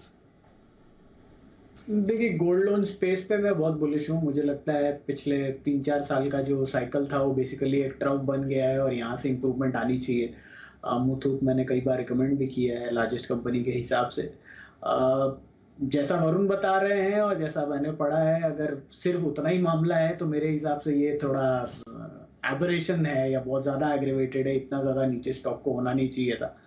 और अगर कल परसों में कुछ क्लैरिटी और आती है तो बहुत शार्प रिवर्सल हो सकता है। तो जो थोड़ा रिस्क लेना चाहते हैं या रिस्क ले सकते हैं और थोड़ा टाइम वेट कर सकते हैं, वो पोजीशन ले तो ठीक है।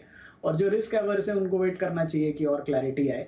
बट अगर मेरे पास हो और जितना अभी तक हम लोगों को पता है, अगर यही इंफॉर्मेशन है तो मुझे लगता है ये बहुत ओवरडन है और बहुत sharp up move up side पे मिलनी चाहिए स्टॉक में। तो ये है आपके लिए मन्नापुरम, ओवरडन हो गया है और शार्प अप मूव आनी चाहिए अगर ये कंसर्न्स ईज ऑफ हो जाते हैं बाजार के। तो एक बार चार्ट्स पर भी राय ले लेते हैं। विश्वेश जी भी है हमारे साथ। विश्वेश जी, वैसे तो वायदा कारोबार के बैन में है सर, बट बड़ी गिरावट आई है 2-3 दिनों में मन्नापुरम में। 12% स्टॉक ने 2 सेशंस में लूज भी करें। जरा राय दें सर 104 पर मन्नापुरम। देखिए दीपांशु, मुझे लगता है कि चार्ट तो काफ़ी खस्ता है।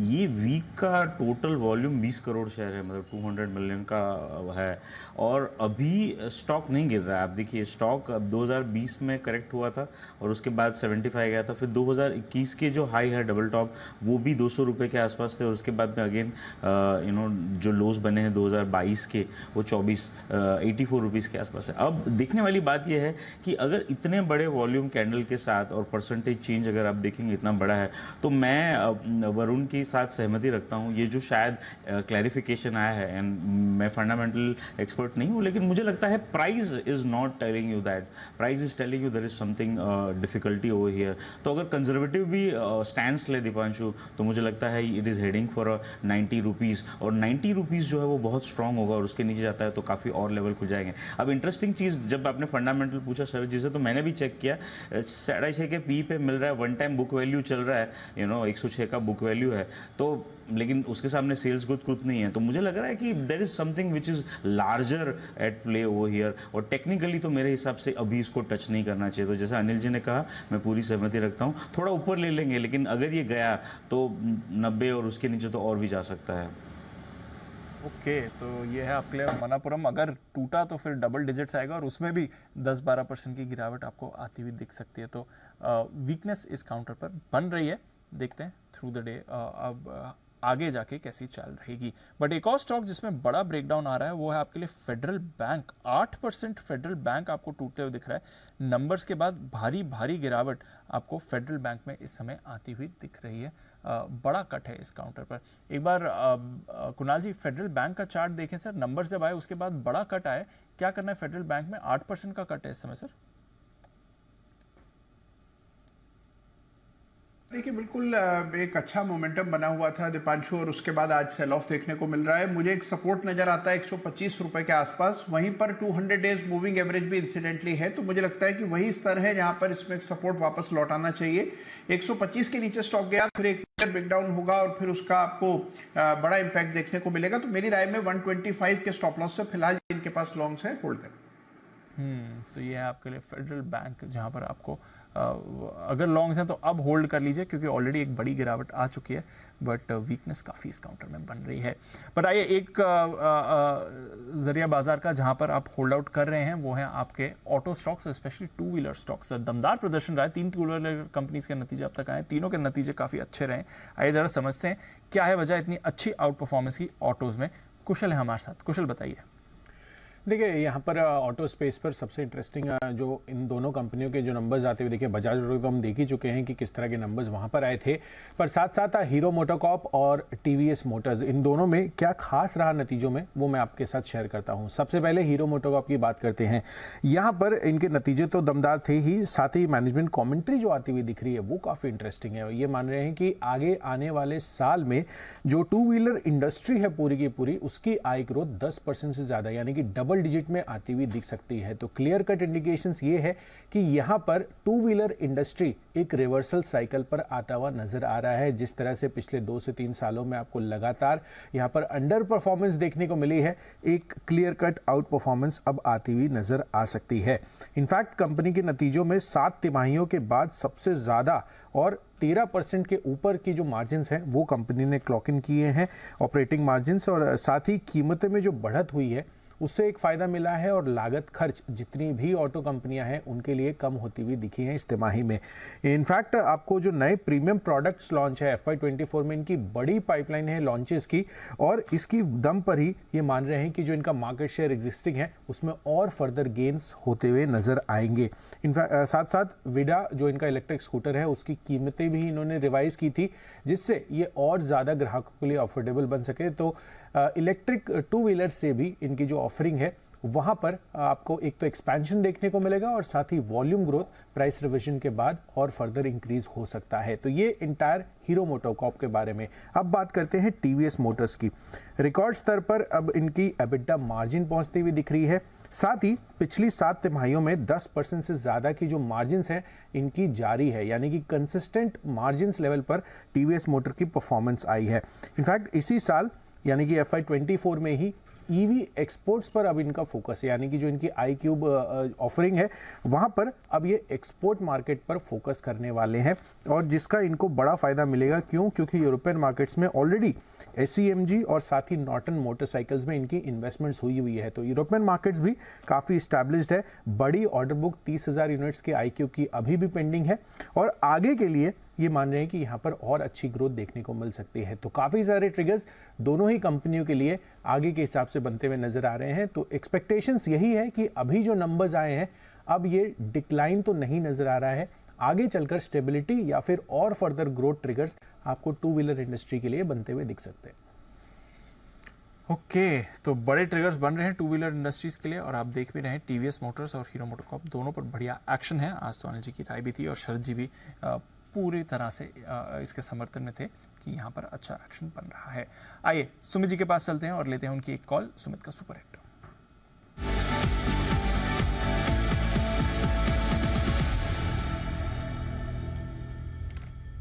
बताएं सुमित जी।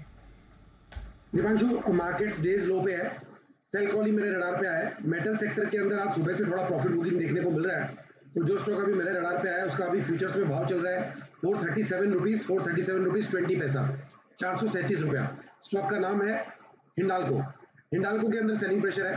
हिंडाल्को में ऊपरी लेवल से दबाव है। कल का लो टूट चुका है, परसों का लो जस्ट अभी टूटने वाला है। जैसे ही परसों का लो टूटेगा इसके अंदर सेलिंग प्रेशर और बढ़ता हुआ देखने को मिलेगा। मेरे को लग रहा है कि हिंडाल्को यहाँ से 10 से 15 रुपए का प्रॉफिट बुकिंग नीचे की तरफ दिखा सकता है। हिंडाल्को में जो ऊपर में रेजिस्टेंस है 444 445 का है, तो 445 का स्टॉप लॉस लगा के हिंडाल्को में यहाँ पे सीएमपी पे विक्वाली करके चलने का सलाह रहेगा। 1 से 2 दिनों का व्यू लेना है। नीचे में 428 का इसका पहला टारगेट बनेगा, 424 का इसका दूसरा टारगेट बनेगा। तो हिंडाल्को में विक्वाली करें 445 के स्टॉप लॉस से 428 424 के टारगेट के लिए। ट्रेडिंग मोमेंटम के लिए कॉल है 1-2 दिनों के लिए। आज थोड़ी वीकनेस है भी अक्रॉस मेटल्स हम देख रहे हैं। थोड़ा मूड बाजार का बिगड़ा भी हुआ और ये सारे स्टॉक्स आपको फिसलते हुए भी दिख रहे हैं। देखते हैं कहां पर जाता है आपके लिए हिंडाल्को। टाटा स्टील में भी वीकनेस देखी थी, सेल आज कमजोर है, जेएसपीएल में वीकनेस है, एनएमडीसी भी आपको फिसलते हुए दिख रहा है। तो ये सारे स्टॉक्स प्रेशर में आ रहे हैं। आज मेटल्स के लिए थोड़ा खराब दिन है। शरद जी, जब से चीन की वैसे रीओपनिंग हुई है एक पॉजिटिविटी थी कि मेटल्स में खरीदारी आ सकती है, वैसा हुआ नहीं। अब 3 दिन के बाद चीन खुला था, वहां पर टूरिज्म और ट्रैवल तो अच्छा है, बट ये सारे इकोनॉमी से जुड़े स्पेसेस स्पेशली मेटल्स पर वैसा रिवाइवल नहीं आया जो चीन के खुलने के ऑप्टिमिज्म से आ रहा था। सर क्या रहा है इस स्पेस में इस समय मेटल्स में, और परेशानी आगे दिखती है आपको? नहीं, मेरा ये मानना है कि देखिए चीन की reopening in bits and pieces जो कोविड के टाइम में थी उसके कंपैरिजन में अब जो रीओपनिंग है वो काफ़ी स्ट्रांग है। और ग्लोबल ट्रेड जैसे जैसे स्विफ्ट होता है वैसे वैसे कमोडिटीज़ में आपको स्मूथ रन मिलना चाहिए। एक्सपेक्टेशन ये मत रखिए कि कोविड पोस्ट कोविड एरा में जिस टाइप का रनअप आपको प्राइसेस में दिखाई दिया वैसा प्राइसेस में आपको रनअप मिलेगा। ओकेजनल रनअप्स आ सकता है 10-15% का, कहीं से कोई सप्लाई शॉक आता है तो, बट अदरवाइज मुझे नहीं लगता कि बहुत बड़ा कोई रनअप अब यहाँ से इन टर्म्स ऑफ प्राइसेस आना चाहिए। बट स्टेबल नंबर्स ये कंपनीज रिपोर्ट करेंगी। ग्लोबली ट्रेड जैसे इम्बैलेंसेस थे वो बैलेंस आउट हो जाते हैं। वैल्यूएशंस अक्रॉस द बोर्ड कहीं भी ज़्यादा एक्सपेंसिव है नहीं। SAIL Nalco comparatively much better valued है। बट हिंडाल्को देखिए, टाटा स्टील देखिए, टाटा स्टील मुझे लगता है 135 के आसपास फेयरली वैल्यूड होता है। वेदांता में थोड़ा ग्रुप का ओवरहैंग है, जैसे जैसे वो रिजॉल्व होता है वहाँ इंप्रूवमेंट आ सकती है। सेल में मुझे लगता है यहाँ से कम भी 25-30 रुपए की अपसाइड बचती है। सिमिलरली 20-30 रुपए की अपसाइड नाल्को में भी है। तो मुझे लगता है ज़्यादातर स्टॉक्स में अगर आप थोड़ा लॉन्ग टर्म रुक सकते हैं तो थोड़ा वोलेटाइल तो रहेगा, स्पेस ही ऐसी है, बट आपको बहुत ज़्यादा नेगेटिव सरप्राइजेज यहाँ से मिलने की उम्मीद कम है। और चाइना जैसे जैसे खुल रहा है, नॉर्मलाइज हो रहा है पूरा ट्रेड साइकिल, उसका फायदा इन कंपनीज को मिलना चाहिए। एबनॉर्मल रियलाइजेशन, एबनॉर्मल प्रॉफिट्स का टाइम नहीं है, बट जो नॉर्मल एफिशिएंटली ऑपरेशंस रन करते हैं वहाँ कंपनीज में आपको नॉर्मल इंप्रूवमेंट देखने मिलेगा। कहीं भी ओवर वैल्यूएशन ऐसा मुझे नहीं दिखाई देते। तो ये है आपके लिए सारा का सारा एक्शन इस वक्त आता हुआ। आइए बढ़ते आगे, एक बेहद इंटरेस्टिंग रिपोर्ट हम आपके सामने रखने जा रहे हैं। कैम्स, ये जाना माना रजिस्ट्रार एंड ट्रांसफ़र एजेंट है जो म्यूचुअल फंड्स के लिए आरएनटी का काम करता है। इन्होंने एक बहुत ही इंटरेस्टिंग रिपोर्ट निकाली है, मिलेनियल इन्वेस्टर्स रिपोर्ट।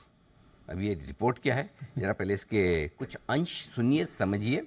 मुझे पता है आप में से कोई भी मिलेनियल है नहीं, आप सब लोग काफ़ी बुजुर्ग हो चुके हैं हमारे पैनल पे, लेकिन फिर भी मिलेनियल से आपका बहुत वास्ता पड़ता है, काम पड़ता है, तो ज़रा ध्यान से सुनिएगा। और कुणाल जी रिपोर्ट पर ऑब्जेक्शन ले रहे हैं या मेरे आपको मिलेनियल नहीं मानने पर ऑब्जेक्शन? पहले ही ऑब्जेक्शन लेना शुरू कर दिया कुणाल जी आपने। अनिल जी देखिए, मैंने अनिल जी आप इसी पर आपत्ति कर रहा हूँ अनिल जी, मैं अनिल जी शुद्ध मिलेनियल हूँ अनिल जी, और आप चाहें तो मैं प्रमाण भी अनिल जी प्रस्तुत कर सकता हूँ। बिना प्रमाण के तो हम कुछ मानते ही नहीं, प्रमाण हो तो ना मानते कई बार तो हम। जी बताया। अनिल जी देखिए, मैं तो मिलेनियल हूँ अनिल जी, और वेशभूषा से, बातचीत से अनिल जी, बंसल जी तो जेन जी है अनिल जी, एक जनरेशन आगे हैं। Oh my God. तो अनिल जी मैं मिलेनियल हूँ, और मेरी जहाँ जानकारी है अनिल जी, आप त्रुटि सुधार कर दीजिएगा, जो 1980 के बाद जन्मा हो उसको मिलेनियल कहा जाता है। तो अनिल जी मैं पूरी तरह इस श्रेणी में क्वालिफाई करता हूँ। और जेन जी बताइए। बंसल जी को आपने जेन जी की अनिल जी, कैटेगरी जेन जी 2000 के बाद। बंसल जी ओहो, बंसल जी के तो अभी तक पग पालने में ही दिख रहे हैं मुझे। ऐसे ये सपूत है। 2000 के बाद का मॉडल है। नहीं अनिल जी, केवल आचार व्यवहार से, अनिल जी केवल आचार व्यवहार। अच्छा, विशेष जी की विशेष टिप्पणी आ रही जी। विश्वेश जी। अनिल जी मैं भी आपत्ति लेता हूँ, कुणाल जी के साथ पूरा हूँ, हम भी पूरे शुद्ध मिलेनियल हैं। और और राकेश जी तो प्योर जेनजी है सर, उसके साथ में पूरा, क्योंकि राकेश जी का आप मिले एज के साथ रिलेट मत करिए, उनकी एनर्जी और उनके आप विटीनेस को देखिए, वो एकदम जेनजी ही है सर, जिस हिसाब से उनके वीडियोज वगैरह आते हैं। तो हम मिलेनियल है, राकेश जी जेनजी है, इसमें कोई डाउट नहीं है। वाह, वंडरफुल, वेरी नाइस। तो चलिए, आप 3 लोगों के लिए विशेष तौर पर ये रिपोर्टर, बाकी हम सबके लिए भी। अरमान बताइए। जी सर, कैम्स ने ये मिलेनियल इन्वेस्टर्स पर रिपोर्ट जारी करी है। उसमें उनका बताने का उद्देश्य ये है कि जो मिलेनियल्स हैं वो किस तरीके से म्यूचुअल फंड में कितना इन्वेस्टमेंट कर रहे हैं और कैसा आपको रुझान बनते हुए दिख रहा है। तो सबसे पहली बात, जो मिलेनियल है, मिलेनियल कौन है? जो 1981 से अगर आप देखें 1996 के बीच में अगर आप जो पैदा हुए हैं तो वो मिलेनियल्स हैं। अब रिपोर्ट में क्या है? रिपोर्ट में कुछ चीज़ें इंटरेस्टिंग है, जिसमें अगर आप वो बता रहे हैं कि पिछले 5 साल में अगर आप म्यूचुअल फंड में जो प्रवेश करने वाले अगर आप देखें निवेशकों में, मिलेनियल्स ने काफ़ी बढ़ तड़ कर, यहाँ पर आप देखें बहुत ज़्यादा जो है यहाँ पर उन्होंने निवेश करा है। FY19 से FY23 के बीच की अगर आप बात करें तो कुल मिला के जितने निवेशक जुड़े हैं उसमें 54%, आधे से भी ज़्यादा जो है वो मिलेनियल्स वाले हैं। और ऐसा भी रिपोर्ट बता रही है कि उसमें 54% का भी टोटल आधा 50% तो उसमें महिलाएं हैं। अगर कुल जो उन्होंने कितना निवेश किया है उसकी बात करें तो पिछले 5 साल की अगर आप बात करें लगभग 1 लाख करोड़ जो है वो निवेश करते हुए दिखे हैं, जिसमें 65,000 करोड़ के आसपास तो आपको सिर्फ इक्विटी म्यूचुअल फंड्स में है, वहां पर निवेश करते हुए दिखे हैं। और अगर आप SIPs की बात जो लगातार हम करते हैं कि SIPs लगातार इन्फ्लो आता जा रहा है, तो इन पिछले 5 सालों में जो SIPs खुली हैं जिसमें से 1.54 करोड़ तो SIPs जो हैं वो सिर्फ मिलेनियल्स ही हैं जिन्होंने खोली है। उन्होंने रिपोर्ट में ये भी कहा है कि ये जो मिलेनियल्स की ये जो इन्वेस्टमेंट है ये तो बस अभी शुरुआत है, तो जारी रहेगा। और शुरुआत है ये, हाँ जारी रहेगा। और चलिए अच्छा है, तो बाजार की बेस एक बन रही है इन्वेस्टर्स की जो लगातार पैसा लगा रहे हैं और बाजार में भरोसा भी रख रहे हैं। हम देख भी रहे हैं इन स्टॉक्स में, और लगातार जो एम्फी का डेटा आता है महीने दर महीने, उसमें स्पेशली जो SIP इन्वेस्टर्स हैं उनका तो इंटरेस्ट बना ही हुआ है। तो मिलेनियल्स अपने इन्वेस्टमेंट बरकरार रख रहे हैं बाजार में, और भरोसा भी वैसा ही है। और पिछले कुछ साल से जो नए इन्वेस्टर बेस ऐड हुआ है उसका भी फायदा यहाँ पर दिख रहा है। ओके, इंटरेस्टिंग रिसर्च अरमान हमारे लिए जो लेकर आए थे। बाजार में मिलेनियल्स का भरोसा बढ़ा हुआ है और लगातार बेस भी इनकी रखी हुई है। एक स्टॉक है जो आज थोड़ा एक्शन में आते हुए दिखा था, IEX। जरा इस पर रखनी है नजर। थोड़ा एक्टिव हुआ था, उसके बाद थोड़ा सुस्त हो गया, अभी भी 1-1.5% ऊपर है। बट एक बार शरद जी से पूछना है, शरद जी दोनों तरफ के व्यू आते हैं जब भी IEX की बात करो।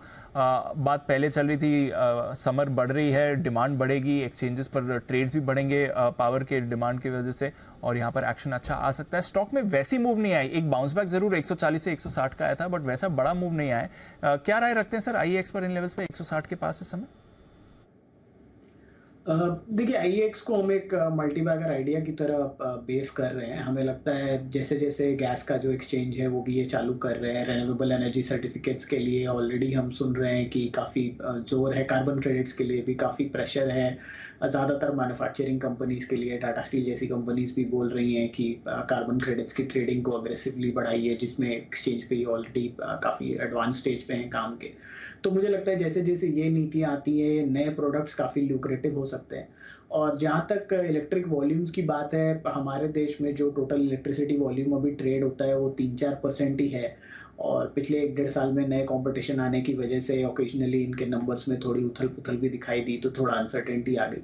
तो मुझे लगता है जैसे जैसे नए प्रोडक्ट्स आते हैं वो एक एडिशनल किकर प्रोवाइड करेंगे। और लॉन्ग टर्म में जैसे जैसे रेन्यूएबल एनर्जी के थ्रू हमारी पावर प्रोडक्शन बढ़ती है, उसका भी फ़ायदा इस कंपनी को मिलना चाहिए, क्योंकि रेन्यूएबल एनर्जी की प्रोडक्शन के संग आपकी जो डे हेड मार्केट है या जो इमीडिएट स्पॉट मार्केट है, वहाँ पर ट्रेडिंग के वॉल्यूम्स में काफ़ी इजाफा होना चाहिए। रिसेंटली रेगुलेटरी एजेंसीज ने जो प्राइसिंग डिफरेंस या जो इनको कमीशन चार्ज ये कर सकते हैं, उससे रिलेटेड जो एम्बिग्विटी थी वो भी क्लियर कर दी है। तो मुझे लगता है ग्रोथ काफ़ी रोबस्ट रहेगी इस कंपनी में अगले 2-3 सालों में। कार्बन क्रेडिट एक बड़ा सेगमेंट होना चाहिए अगले 2 से 5 साल में ग्लोबल एनवायरनमेंट को देखते हुए, क्योंकि अगर आप यूरोप या किसी भी ऐसी यूएस जैसी कंट्री में एक्सपोर्ट कर रहे हैं और यहाँ आपके कार्बन न्यूट्रल नहीं है ऑपरेशंस, तो आपको कार्बन क्रेडिट्स की ज़रूरत पड़ेगी और ज़्यादातर मैन्युफैक्चरिंग कंपनीज इसके लिए पुश कर रही हैं, जिसका IEX को बहुत बड़ा फ़ायदा होना चाहिए। और नॉर्मली ट्रेड भी जो होता है वो अपने देश में 3 से 4% ही वॉल्यूम ट्रेड होता है, ग्लोबल एवरेजेस 8 से 15% के आसपास हैं, तो वहाँ डबल होने की गुंजाइश है। प्लस जो पावर कैपेसिटीज़ है वो भी लगातार अगले 7-8 साल तक बढ़ेंगी। तो मुझे लगता है इन ऑल काफ़ी पॉजिटिव रहना चाहिए और ज़्यादातर जो टॉप लाइन बढ़ती है वो बॉटम लाइन में परकोलेट होती है, क्योंकि एडिशनल एक्सपेंडिचर कुछ है नहीं, प्लेटफॉर्म वगैरह तैयार है। और गैस एक्सचेंज से भी ग्रोथ काफ़ी रोबस्ट रहनी चाहिए, जैसे सरकार की नीतियां हैं लगभग 15-16% तक गैस यूजेज को ले जाने की। तो मुझे लगता है IEX में अर्निंग्स काफ़ी रैपिड रह सकती है, अगले 2-3 सालों में हो सकता है कंपनी 10-11 रुपए के आसपास की अर्निंग्स रिपोर्ट कर दे, और जब वैसी मोमेंटम रहेगी तो कंपनी में 30 का मल्टीपल, 30-40 का मल्टीपल मिलना कोई बड़ी बात नहीं होगी। तो मुझे लगता है 300 रुपए तक के लक्ष्य के लिए IEX एक काफ़ी बढ़िया बेट है। वो मल्टी बैगर आइडिया है शरद जी का, high conviction idea. Of course आपको थोड़ा टाइम देना पड़ेगा, बट डबल और ऑलमोस्ट ट्रिपल के भी टारगेट्स इस पर आपको आते दिख रहे हैं शरद जी की तरफ से, तो नज़र रखिएगा, इस पर एक्शन आपको बनेगा। बट नज़र एक बार बैंक निफ्टी पर डाल दीजिए, क्योंकि यहाँ पर फ्रेश सेलिंग आई है। 1000 पॉइंट का कट आपको बैंक निफ्टी में आते हुए दिख रहा है और फ्रेश डेज लो पर बैंक निफ्टी आया है। 42,800 का लेवल तोड़ा है, इनफैक्ट 42,700 भी तोड़ दिया, अब 42,600 पर आपको बैंक निफ्टी आते हुए दिख रहा है। तो 2.5% का कट है, बड़ी फॉल आपको बैंक निफ्टी में आती हुई दिख रही है। और सारे बैंक्स में पिछले कुछ मिनटों में आपने फ्रेश सेलिंग आती हुई देखी है। सारे के सारे बैंक निफ्टी कंपोनेंट्स नेगेटिव है। एक ICICI बैंक ही बस बचा हुआ था।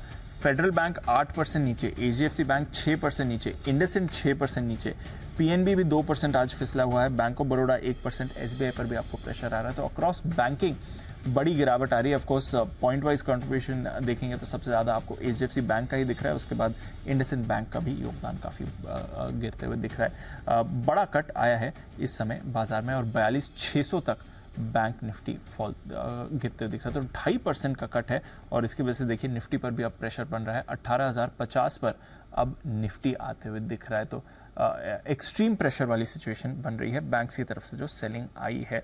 देखते हैं ये संभलते हैं इन लेवल्स पर या नहीं, बट काफ़ी तेज़ गिरावट बैंक्स में आ रही है। HDFC बैंक तो इन पर्टिकुलर आज आपको काफ़ी कमज़ोर दिख रहे हैं। शरद जी, फेडरल बैंक ट्रैक करते हैं, नतीजों के बाद काफ़ी शार्प रिएक्शन आया। पहला ओके, शरद जी के साथ थोड़ा संपर्क नहीं हो रहा है, फिर से उनके साथ जुड़ते हैं। बट 9% का कट फेडरल बैंक में ये कंसर्न दिखा रहा है, ऑलमोस्ट अब सर्किट की तरफ फेडरल बैंक जाने की तैयारी में हो रहा है। तो इसका कट काफ़ी डीप हो रहा है बाजार के लिए इस समय। आइए बात करते हैं कुछ और स्टॉक्स के बारे में। बैंक ऑफ अमेरिका ये कह रहा है कि एक मंदी की आहट आपको आ सकती है इस बाजार में। अमेरिका में तो ऑलरेडी एक बार मंदी की बात करी भी थी, यूएस के सेंट्रल बैंक ने भी करी, इकोनॉमिस्ट भी कर रहे हैं, बट बैंक ऑफ अमेरिका मंदी को लेकर क्या कह रहा है, जो ये चिंता है, आइए एक बार समझते हैं वरुण के साथ। वरुण बताइए। तो दीप, बैंक ऑफ अमेरिका कह रहा है कि 18,000 पे निफ्टी बेच दो और डिप्स पे खरीदो और 16,000 वो लेवल होगा जहाँ पे आपको खरीदारी शुरू करना है। दरअसल ये क्या है, इसके लिए रहे हैं क्योंकि ग्लोबली एक रिसेशन जो है वो आने के पूरे मजबूत संकेत जो है वो दिखाई दे रहे हैं। ये Bank of America Merrill Lynch का कहना है। यूएस के बैंक्स में जो क्राइसिस है, जो डेट का रिस्क है और फेड के द्वारा जो लिक्विडिटी टाइटनिंग की जा रही है, ये एक बहुत बड़ा रिस्क फैक्टर जो है वो एक समझ रहे हैं। पिछले 2 महीने में अगर आप देखेंगे तो फर्स्ट रिपब्लिक तीसरा ऐसा बैंक है जिसको फाइनेंशियल दिक्कतें जो है वो देखने मिली है। इनफैक्ट रियल एस्टेट मार्केट जो है उसमें भी वीकनेस के संकेत जो है वो देखे जा रहे हैं और इसके लिए कह रहे हैं कि 18,000 के लेवल पे आपको निफ्टी में बिकवाली करना है। आप घरेलू फैक्टर्स भी देखेंगे तो इनको खासकर रूरल इकोनॉमी को लेके अभी भी कॉन्फिडेंस नहीं है। इनका कहना है कि रूरल इकोनॉमी में दिक्कतें जो है या फिर जो रिकवरी है वो काफ़ी हद तक डिलेड है, अभी तक पूरी तरह से रिकवरी नहीं देखने मिली है। इनफैक्ट कमोडिटी की प्राइसेस जो वॉलेटाइल हो रही है उसका भी कहीं ना कहीं इम्पैक्ट जो है वो ग्लोबली हो सकता है। इस बार का जो रिजल्ट सीजन है उससे भी खुश नहीं है। इनका कहना है कि करीब 262 कंपनीज है जिसमें बैंक्स और फाइनेंशियल्स अगर आप छोड़ देंगे तो नेट प्रॉफिट में करीब 5% की साल दर साल गिरावट देखने मिली है। तो ये सारी दिक्कतें हैं जिसके कारण बैंक ऑफ अमेरिका कह रहा है कि यहाँ पे आपको बिकवाली करना है। इनफैक्ट इन्होंने FY24 से 25 का निफ्टी का जो EPS टारगेट है उसमें 40% के आसपास की कटौती कर दी है। पहले करीब 17-18% के आसपास का था, अब इसको काट के 9 से 11% के आसपास का कर दिया है। इनफैक्ट एक साल फॉरवर्ड का अगर PE वैल्यूएशन देखेंगे तो वो भी इनको 19.5% पे काफ़ी महंगा लगता है। नो डाउट FI फ्लोज जो है वो अभी भी आते रहेंगे, उसमें इनको कोई दिक्कत नहीं है, लेकिन ग्लोबली जो चिंता है उसके चलते ये कह रहे हैं कि हो सकता है कि आपको निफ्टी में भी सेल ऑफ देखने मिले। इसके लिए 18,000 के लेवल पे आप बेच के चलिए, डिप्स पे खरीदना है 16,000 के लेवल के आसपास अगर ये आता है तो आपको फिर से खरीदारी शुरू करनी है। सेक्टर्स में IT पे अंडरवेट, कंज्यूमर स्टेपल्स पे अंडरवेट, टेलीकॉम पे ये बेरिश है, बुलिश केवल फाइनेंशियल्स पे है, यहाँ इनको अच्छा लग रहा है। इंडस्ट्रियल, सीमेंट, स्टील, हेल्थ और ऑटोमोबाइल्स ये कुछ ऐसे सेक्टर्स है जहाँ पे ये बुलिश है, लेकिन साफ मंदी जो है वो बैंक ऑफ अमेरिका कहना है कि आ सकती है। थोड़ा मंदी का डर आ रहा है बैंक ऑफ अमेरिका की तरफ से, स्पेशली जैसे यूएस में एक्शन बना हुआ है। बट एक्शन थोड़ा बाजार में हमारे वीकनेस वाला बन रहा है। 1050 पॉइंट का कट अभी अभी बैंक निफ्टी में हुआ है, 42,600 पर बैंक निफ्टी आ रहा है। कुछ नंबर्स भी आपकी स्क्रीन पर आ रहे हैं, यहाँ पर भी रखिएगा नज़र जो बाजार के लिहाज से इस समय चल रहे हैं। डॉक्टर रेड्डीज पर भी खबर आ रही है, इन्होंने एक इंजेक्शन लॉन्च किया है, ये भी आपके लिए खबर आती हुई दिख रही है। साथ ही गो फैशन के नंबर्स आपको आते हुए दिख रहे हैं, तो यहाँ पर भी नज़र रखिएगा। मुनाफा 12.5 करोड़ से बढ़कर करीब 15 करोड़ का आपको आते हुए दिख रहा है। डॉक्टर रेड्डीज ने अमेरिका में एक रेगाडेनोसॉन करके इंजेक्शन है जिसको लॉन्च किया है। स्टॉक में कुछ ज़्यादा बड़ा एक्शन इस समय हो नहीं रहा है, देखते हैं क्या करता है ये काउंटर। बट फार्मा आज दोनों तरफ के मूव दिखा रहा है। औरों में अभी अभी जो वीकनेस थी उसके लिए आपके लिए सेल कॉल भी आया था, स्टॉक में गिरावट है। बट RVNL इसको पुल अप करिए, कैश मार्केट की तेजी बरकरार है। 10% का सर्किट आपको RVNL में फिर से लगते हुए दिख रहा है। रिसेंटली भी हमने देखा था, ये हुआ था कुछ दिन पहले, आज फिर से 10% के सर्किट पर RVNL है। एक महीने का चार्ट अगर आप देखेंगे RVNL का तो 90% से ज्यादा की तेजी आ गई। इस साल स्टॉक डबल हो चुका है। एसेंशली 17 या 19 अप्रैल को ये जो रैली शुरू हुई थी वहां से स्टॉक की वन वे मूव आई है और ज़बरदस्त मूव है। 90% की रैली पिछले एक महीने में ये काउंटर दिखा चुका है और रुकने का नाम अभी भी नहीं ले रहा है RVNL। एक बार जरा इसके चार्ट पर राय भी लेते हैं। हिमांशु जी जरा देखें सर, RVNL रुकने का नाम नहीं ले रहा है, बाजार में जैसा भी मूड माहौल हो ये अपनी मूव बरकरार रखता है। 10% का सर्किट आज बिल्कुल दीप, स्टेलर मूव है, जबरदस्त ब्रेकआउट। मैं कहूंगा कि 75 रुपए के ऊपर जैसे ही देखने को मिला है, वन वे स्टॉक अपसाइड देखने को मिला है और ऑफ कोर्स यहाँ पर चैनल पर रिकमेंड भी हुआ। देखिए, फ्रेश खरीदारी के लिए मुझे लगता है कि of course risk reward current levels पे बिल्कुल भी फेवरेबल नहीं है, लेकिन एट द सेम टाइम ये क्लासिक एग्जांपल है किस तरह से विनिंग स्टॉक को राइड करना चाहिए, किस तरह से ट्रेलिंग स्टॉप लॉस को यूज करना चाहिए। तो मुझे लगता है कि यहाँ पर 115-120 का ऐसा जोन है जिसके नीचे का क्लोजिंग बेसिस पर स्टॉप लॉस को ट्रेल करके जिनके पास एग्जिस्टिंग पोजीशंस है यहाँ पर बिल्कुल होल्ड करें। लॉन्ग टर्म के जब मैं चार्ट्स देखता हूं तो मुझे लगता है कि यहाँ पर 175-180 का पहला टारगेट और इवेंचुअली 200 रुपए तक का भी टारगेट इस ये जो बड़ा ब्रेकआउट है इसमें पोजिशनली आता हुआ नजर आ सकता है। तो अभी भी यहाँ से गेन्स हैं, जो अगर आप इन्वेस्टेड हैं तो राइड कर सकते हैं, लेकिन ऑफकोर्स फ्रेश खरीदारी के लिए अभी यहाँ पर करंट लेवल्स पर रिस्क रिवॉर्ड अट्रैक्टिव नहीं है। ओके, ये है RVNL पर आपके लिए राय आती है। डॉक्टर रेड्डीज को जो लेकर जो खबर आ रही थी उसमें इनको तेलंगाना प्लांट पर जो हुआ था उसमें एक आपत्ति जारी हुई है, ये खबर आती हुई दिख रही है, ये ध्यान में रहे। एक आपत्ति आई तो है। आइए बढ़ते आगे, एक बेहद इंटरेस्टिंग और बड़ी खबर की तरफ चलते हैं। एक एक्सक्लूसिव खबर लेकर हमारे साथ इस वक्त कार्यक्रम में शामिल हो रही है नुपुर MSCI इंडेक्स में बदलाव को लेकर एक बड़ी खबर लेकर आई है। नुपुर बताइए क्या है खबर आपके पास? बिल्कुल सर, MSCI का जो आज बदलाव आया था HDFC का, शायद कोटक भी अब फोकस में आ सकता है और उसके लिए भी एक नेगेटिव खबर हो सकती है, क्योंकि सूत्रों के हवाले से पता चल रहा है कि MSCI ग्लोबल बैंकिंग में जो कंसर्न्स निकल रहे हैं, जो टर्मोइल निकल रहे हैं, उसके चलते MSCI अभी फिलहाल कोई भी बैंक में अपना वेटेज नहीं बढ़ाने वाला है, या कोई भी इनका जितने भी इंडेक्स है उसमें बैंकिंग के जो स्टॉक्स है, बैंकिंग कंपनीज है, उनका वेटेज नहीं बढ़ाने वाली। इनफैक्ट MSCI का जो रिव्यू और जो अनाउंसमेंट है वो अगले ही हफ्ते 12 तारीख के दिन, उसमें अनुमान था कि कोटक बैंक का वेटेज बढ़ सकता है। बाजार अनुमान लेके चल रहा था कि 5,800 से 6,000 करोड़ का इनफ्लो इसमें आ सकता है, लेकिन अगर ये कंसर्न है MSCI के तरफ से कि बैंकिंग ग्लोबल कंसर्न, बैंकिंग में जो ग्लोबली जो बैंकिंग कंसर्न्स चल रहे हैं उसके चलते अगर HDFC को भी 0.5 पे रखा है, तो शायद कोटक का भी वेटेज अब यहाँ पे ना बढ़े, जो अगले हफ्ते रिव्यू और अनाउंसमेंट में आने वाला था। तो जो इनफ्लो 5,800 से 6,000 करोड़ का होने वाला था वो भी शायद अब ना हो पाए। ये इंटरेस्टिंग है सर। HDFC बैंक को तो इम्पैक्ट आ गया, कोटक कहाँ से आ गए? तो आउट ऑफ मुझे लग रहा है यही चक्कर है कि बैंक निफ्टी जिस तरह से आज 1000 पॉइंट गया है, कहीं कहीं ये एक्शन आ रहा है। और जो कारण नुपुर बता रही है वो कारण काफी इंटरेस्टिंग और मजबूत कारण है कि जिस तरह से पूरे बैंकिंग सेक्टर में जो टर्मोइल चल रहा है पूरी दुनिया भर में, उसको देखते हुए अगर MSCI ये डिसाइड करे कि हम अभी किसी का भी वेटेज बढ़ाएंगे नहीं, तो अगर नहीं बढ़ाएंगे तो जाहिर सी बात है ग्लोबली नहीं बढ़ेगा, तो भारतीय बैंक का भी किसी का भी MSCI ग्लोबल इंडेक्स में बढ़ेगा नहीं बढ़ेगा तो नुकसान किसको? देखो, घटने वाला तो घट रहा है, बढ़ने वाला नहीं बढ़ रहा, और नहीं बढ़ेगा तो फिर नुकसान किसको सबसे ज्यादा है? मेरे ख्याल से सबसे ज्यादा इस वक्त कोटक को नुकसान है, क्योंकि कोटक का अभी मेरे ख्याल से हफ्ते भर में ही तय है ना, 12 तारीख को, जिसमें लोग अंदाज लगा रहे थे 800 मिलियन से 1 बिलियन 1.25 बिलियन के आसपास की बाइंग आ सकती है। करेक्ट, वो वेटेज बढ़ने की जो उम्मीद थी, तो फिर वही सिमिलर सिचुएशन हो जाती है आपकी, जो आपकी HDFC लिमिटेड के लिए थी। एक बड़ी बाइंग की उम्मीद में लोगों की लॉन्ग पोजीशन, और आज देखिए आज पूरे दिन भर सबसे मजबूत स्टॉक आपको बैंक में कोटक ही नजर आ रहा है। बिल्कुल, तो इसी उम्मीद में कि 12 तारीख को आपके बढ़ने वाली है वेटेज, और उसके हिसाब से MSCI की जो बाइंग आएगी, अगर ये रिपोर्ट सही होती है और MSCI का ये स्टैंड होता है, तो फिर झटका कोटक के लिए भी लग सकता है। तो कितनी बाइंग आने की एक्सपेक्टेशन ये है 12 मई के वेटेज में अगर इंक्रीज होता है तो? सर 5,800 से 6,000 करोड़ की वही, हाँ, 800 मिलियन के आसपास, 800 मिलियन 1 बिलियन के आसपास के। ये बड़ा इंटरेस्टिंग पॉइंट हो सकता है यहाँ पर।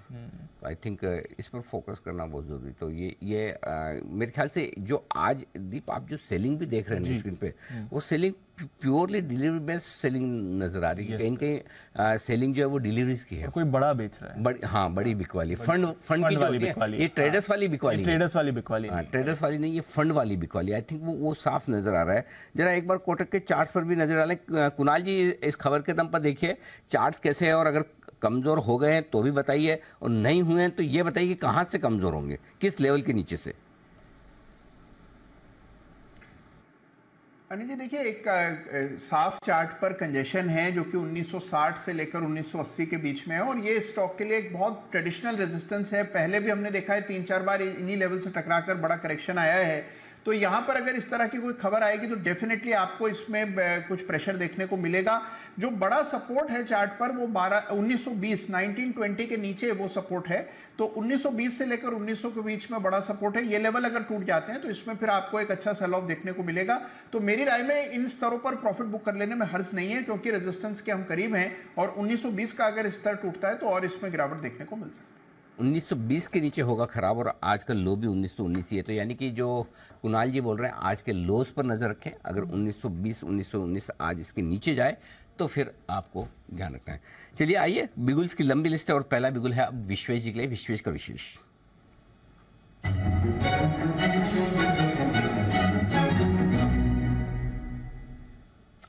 क्लोजिंग शो में पूरे 1.25 घंटे के इंतजार के बाद विश्वेश जी अब पूरी फॉर्म में बिगुल के साथ। बताएं सर।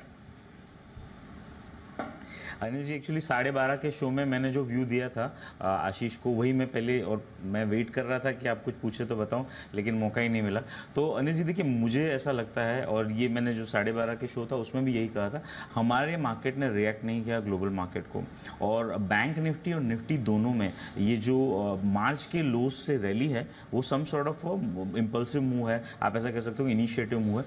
उस मूव का कंप्लीशन हो चुका है कल के हाई पे, और हम उसका रिट्रेसमेंट देख रहे हैं, मतलब उसका पुल बैक देख रहे हैं। तो बैंक निफ्टी में जो टारगेट बन रहे हैं वो है 41,900 के, और निफ्टी के जो टारगेट बन सकते हैं वो यहाँ से 17,860 तक के बन सकते हैं। और इसके चलते अनिल जी मुझे लगता है ये जो HDFC का मूव है वो भी उसी डायरेक्शन में पॉइंट आउट कर रहा है। प्राइवेट सेक्टर बैंक में अनिल जी मुझे लगता है अभी भी सेलिंग पेंडिंग है, और अगर कोटक में वेट बढ़ रहा है तो जो वीकर बैंक है जिसके नंबर्स वीक आए थे वो है एक्सिस लास्ट मार्च के लो से compare to entire banking pack उतना अच्छा नहीं चला जितना उसको चलना चाहिए था। रीजन बीइंग इज खराब number and second inherent weakness. मुझे लगता है एक्सिस 866 के आसपास चल रहा है अनिल जी कैश में, यहाँ पे शॉर्टिंग करनी चाहिए। स्टॉप लॉस 875 के आसपास का रखना चाहिए।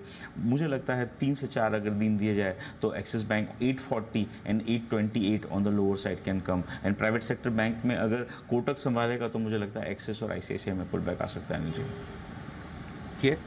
यहाँ पर भी एक्शन और कमजोरी की तरफ बढ़ता हुआ दिख रहा है। एक्सिस बैंक यहाँ पर बिकवाली कर रहे हैं, ये राय विश्वेश जी की तरफ से। आइए बिगुल जय के लिए जय का jackpot.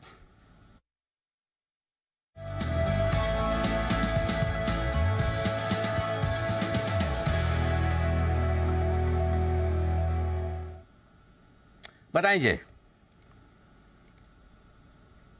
Good afternoon to you Anil जी।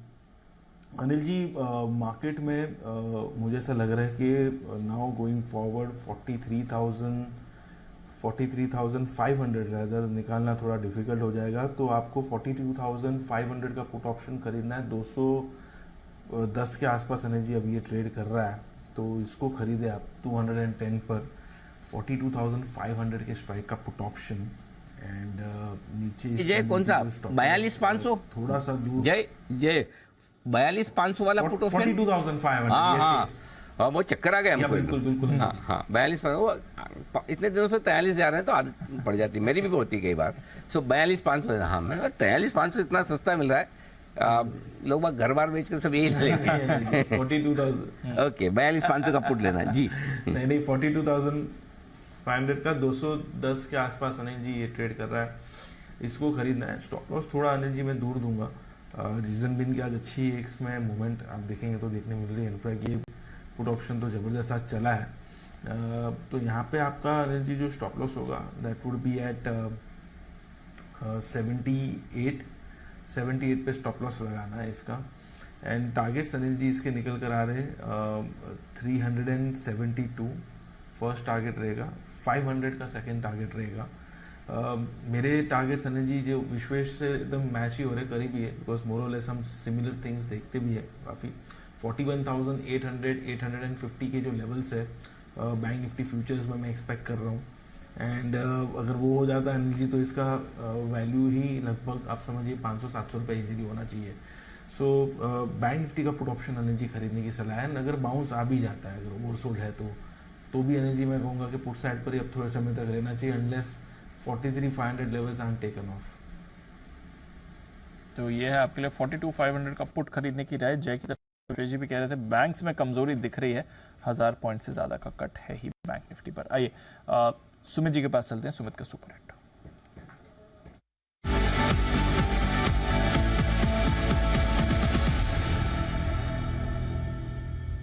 बताएं सुमित जी।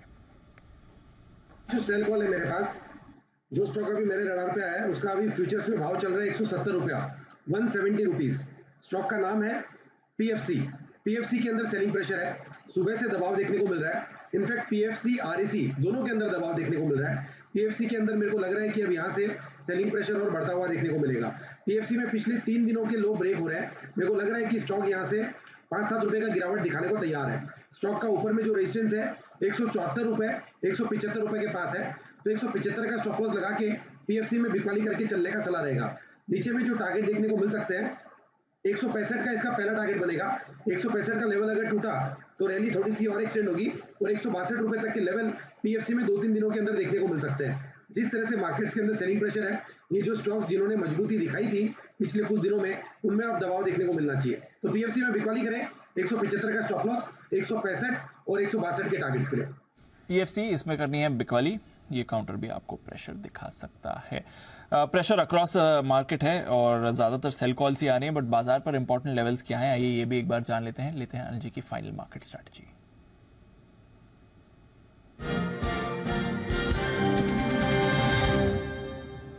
सर डेज हाई पर है डाउ फ्यूचर्स, डेज लो पर हमारे बाजार, जो 2:30 बजे भी था वही सेटअप है। 125 अंक ऊपर डाउ फ्यूचर्स हैं, 75 अंक ऊपर नैस्डैक फ्यूचर्स हैं। एप्पल के नतीजों का आज रिएक्शन आने वाला है, अमेरिका का जॉब्स डेटा आने वाला है, तो इंपॉर्टेंट डे है शाम को उनके लिए। यूरोप भी ठीक ठाक है, बट आज हमारा लंबे समय बाद एक सिग्निफिकेंट फॉल बाजार में दिखा है। 2.5% का कट बैंक निफ्टी में, अब तो 42,600 पर आ गया बैंक निफ्टी। हालांकि निफ्टी उतना नहीं गिरा है, 18,050 पर ही है, but bank Nifty crucial level के नीचे चला गया है। क्या करके जाना है सर? देखो, डिसिप्लिन तो डिसिप्लिन है, आपको लॉन्ग पोजीशन छोड़ देनी चाहिए। निफ्टी में सॉरी बैंक निफ्टी में अगर कोई भी है तो 42,800 के नीचे की क्लोजिंग तो बहुत ही खराब है जी, है ना, इसमें तो कोई डाउट ही नहीं, वो तो खराब ही है, मतलब है तो है। तो अगर आप डिसिप्लिन के तौर पर तो, और देखिए एक्सिस में शॉर्ट कौन आ रहा है, HDFC वगैरह तो है ही है, कोटक की खबर भी आपने देखी है। तो जो बड़े दिग्गज बैंक्स है कि SBI को छोड़ दो थोड़ा सरकारी में, बाकी सारे बैंक्स में अब थोड़ी इंडसइंड गया हुआ ही है। सो आई थिंक थोड़ा ऐसा कोई कंफर्ट आप में है नहीं जिसकी वजह से आप बैंक निफ्टी आज खरीद के जाएं। करेक्ट।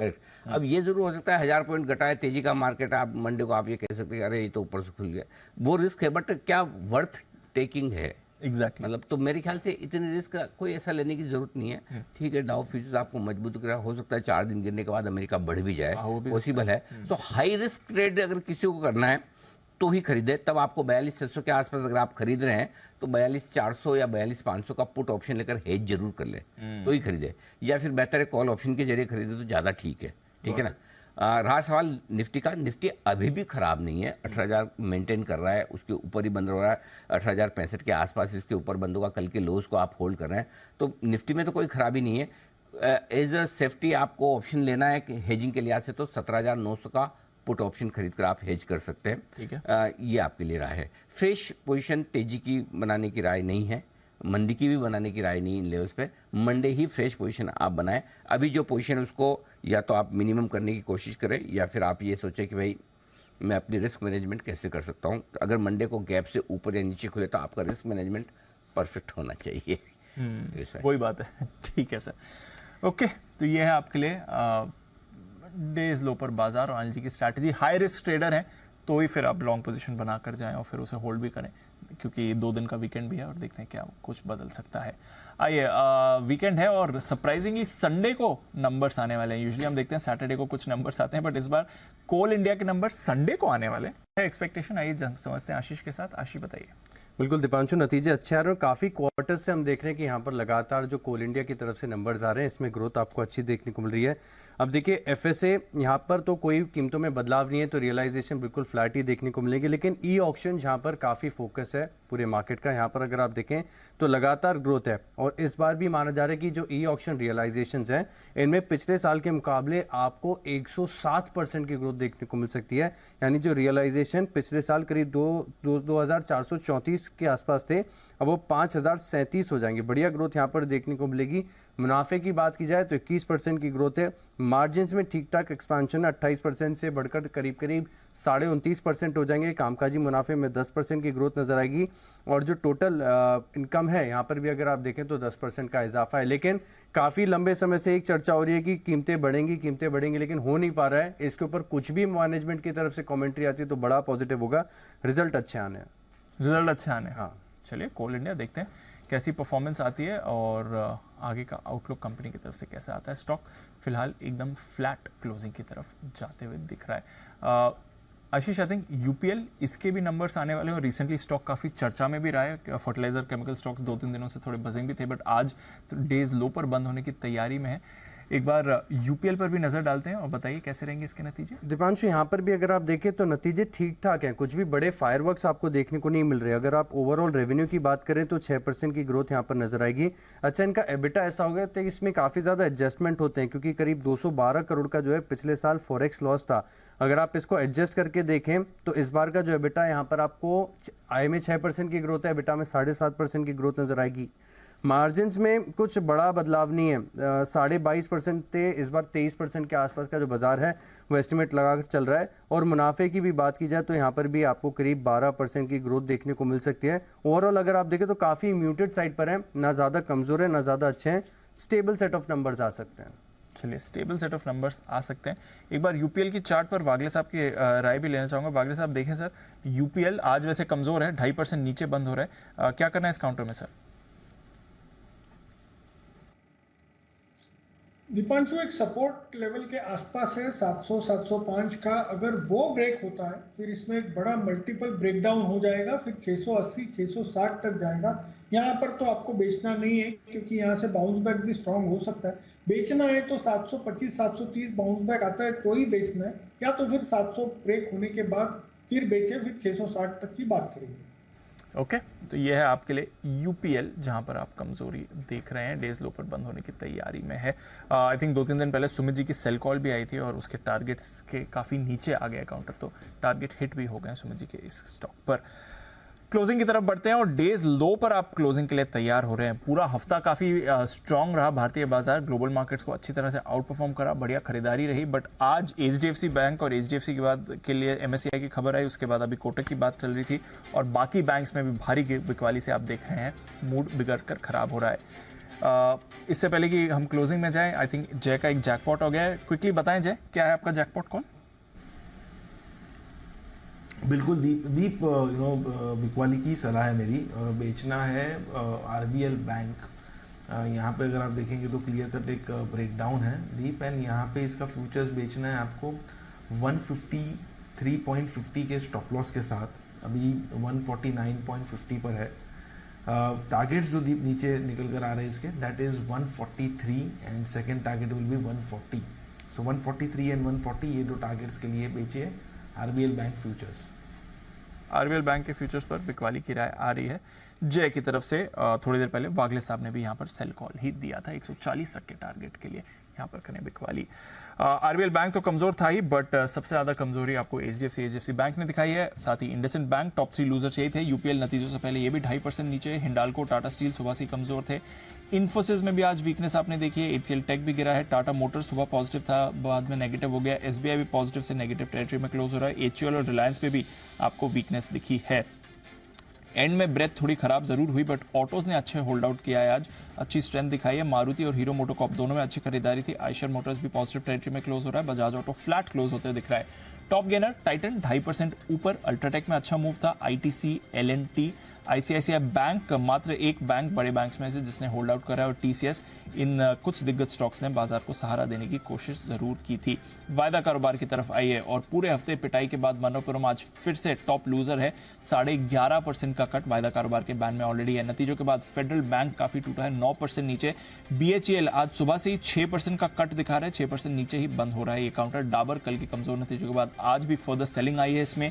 एबी फैशन भी फिसला है। Indiabulls housing, Rain industries, Nalco, SAIL, Hindustan copper, PVR, REC, PFC, Exide और गुजरात गैस, यहां पर भी आपने वीकनेस देखी है। टीवीएस मोटर्स 3.5% ऊपर, बढ़िया एक्शन इसमें। चोला इन्वेस्टमेंट कल का स्टॉक दे आज भी आपको 3.5% ऊपर दिख रहा है। अंबुजा सीमेंट में भी अच्छी खरीदारी है।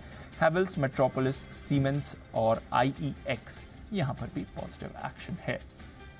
पूरा मूड बैंक्स ने आज बड़ा मूड खराब किया है, और स्पेशली मिड सेशन से जो फ्रेश बिकवाली आई है वो थोड़ी सी भारी पड़ती दिखी। सुबह की पहली बिकवाली को तो बाजार ने संभाला और खरीदारी की, लेकिन दूसरी बिकवाली, और स्पेशली ये बिकवाली इसलिए भी इम्पोर्टेंट है कि ग्लोबल सपोर्ट नहीं था बिकवाली का।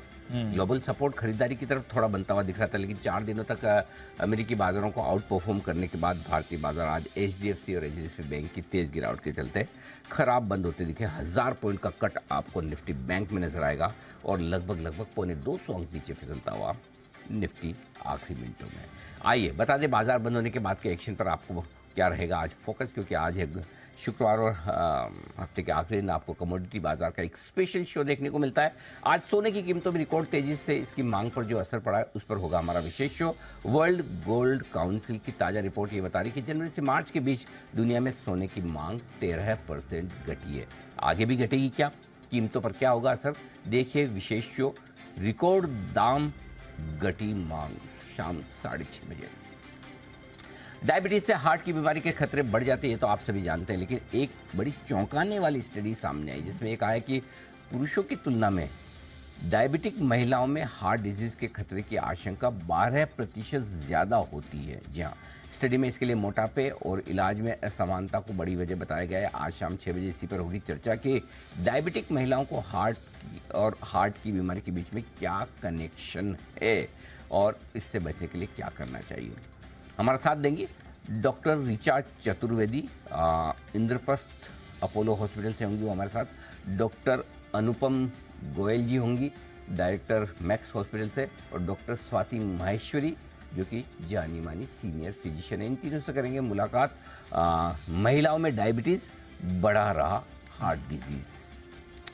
और इसके बाद मनी गुरु, क्या फंड का प्रदर्शन तय करेगा फंड की फीस? जी हाँ, सेबी का ये मानना है कि फंड का रिटर्न नेगेटिव होने पर भी निवेशकों से मोटी फीस वसूलना ये गलत है। इसलिए सेबी ये विचार कर रहा है कि बेंचमार्क के मुकाबले फंड के प्रदर्शन के आधार पर फंड मैनेजमेंट फीस कैसे तय की जाए। समझिए इस प्रस्ताव की क्या मायने और इसका क्या असर इन्वेस्टर्स पर पड़ेगा, क्या असर म्यूचुअल फंड्स पर पड़ेगा। शाम 6:30 बजे हुआ इसका असेसमेंट। जैसी कमाई वैसी फीस। हमारा साथ देंगे पंकज मठवाल, एमडी ऑप्टिमा मनी, कीर्तन शाह, सीईओ क्रीडेंस वेल्थ, इनसे करेंगे मुलाकात। और रात 8 बजे हमारी प्राइम टाइम बुलेटिन। शंघाई सहयोग संगठन यानी कि एससीओ की बैठक के दौरान भारतीय विदेश मंत्री एस जयशंकर ने पाकिस्तान के विदेश मंत्री बिलावल भुट्टो को दूर से ही नमस्ते कर दिया। इस साल एससीओ की अध्यक्षता कर रहा है भारत। बिलावल को खास भाव नहीं देने के साथ भारत ने इसी मंच से आतंकवाद पर कड़ा प्रहार भी किया और कहा कि पाकिस्तान का नाम लिए बगैर ही एक कड़ा संदेश भी दे दिया। आज इंडिया 360 डिग्री में इसी पर होगी चर्चा। एससीओ की बैठक में भारत के संदेश के क्या मायने हैं, चीन और पाकिस्तान से रिश्तों के नजरिए से ये बैठक कहाँ जाती दिखेगी। हमारी कवर स्टोरी एससीओ का मंच, इंडिया का पंच, ये मिस मत कीजिएगा आज। इसके अलावा ढेर सारी खबरें होंगी आपके लिए। फाइनली कमजोरी के साथ बंद होते हुए बाजार और 186 अंकों के नुकसान के साथ 18,065 के लेवल के करीब बंद होता हुआ निफ्टी, 700 अंक नीचे बंद होता हुआ सेंसेक्स 61,050 के आसपास और 1,024 अंक 4 अंकों की 4 डिजिट की बड़ी गिरावट 42,660 के आसपास आपको नजर आएगी निफ्टी बैंक में। डाउ फ्यूचर्स 115 पॉइंट ऊपर है तो नैस्डैक फ्यूचर्स 75 पॉइंट ऊपर है। हमारे बाजारों के बंद होने के वक्त ये है आज का पूरा बाजार का विश्लेषण। आइए विदा लेने का वक्त है। कुणाल जी, राकेश जी और जय ठक्कर साहब, आप तीनों का बहुत बहुत धन्यवाद। विश्वेश जी, सुमित जी और हिमांशु जी और इनके सबके साथ साथ वागले साहब का भी बहुत बहुत शुक्रिया आज हमारा साथ देने के लिए।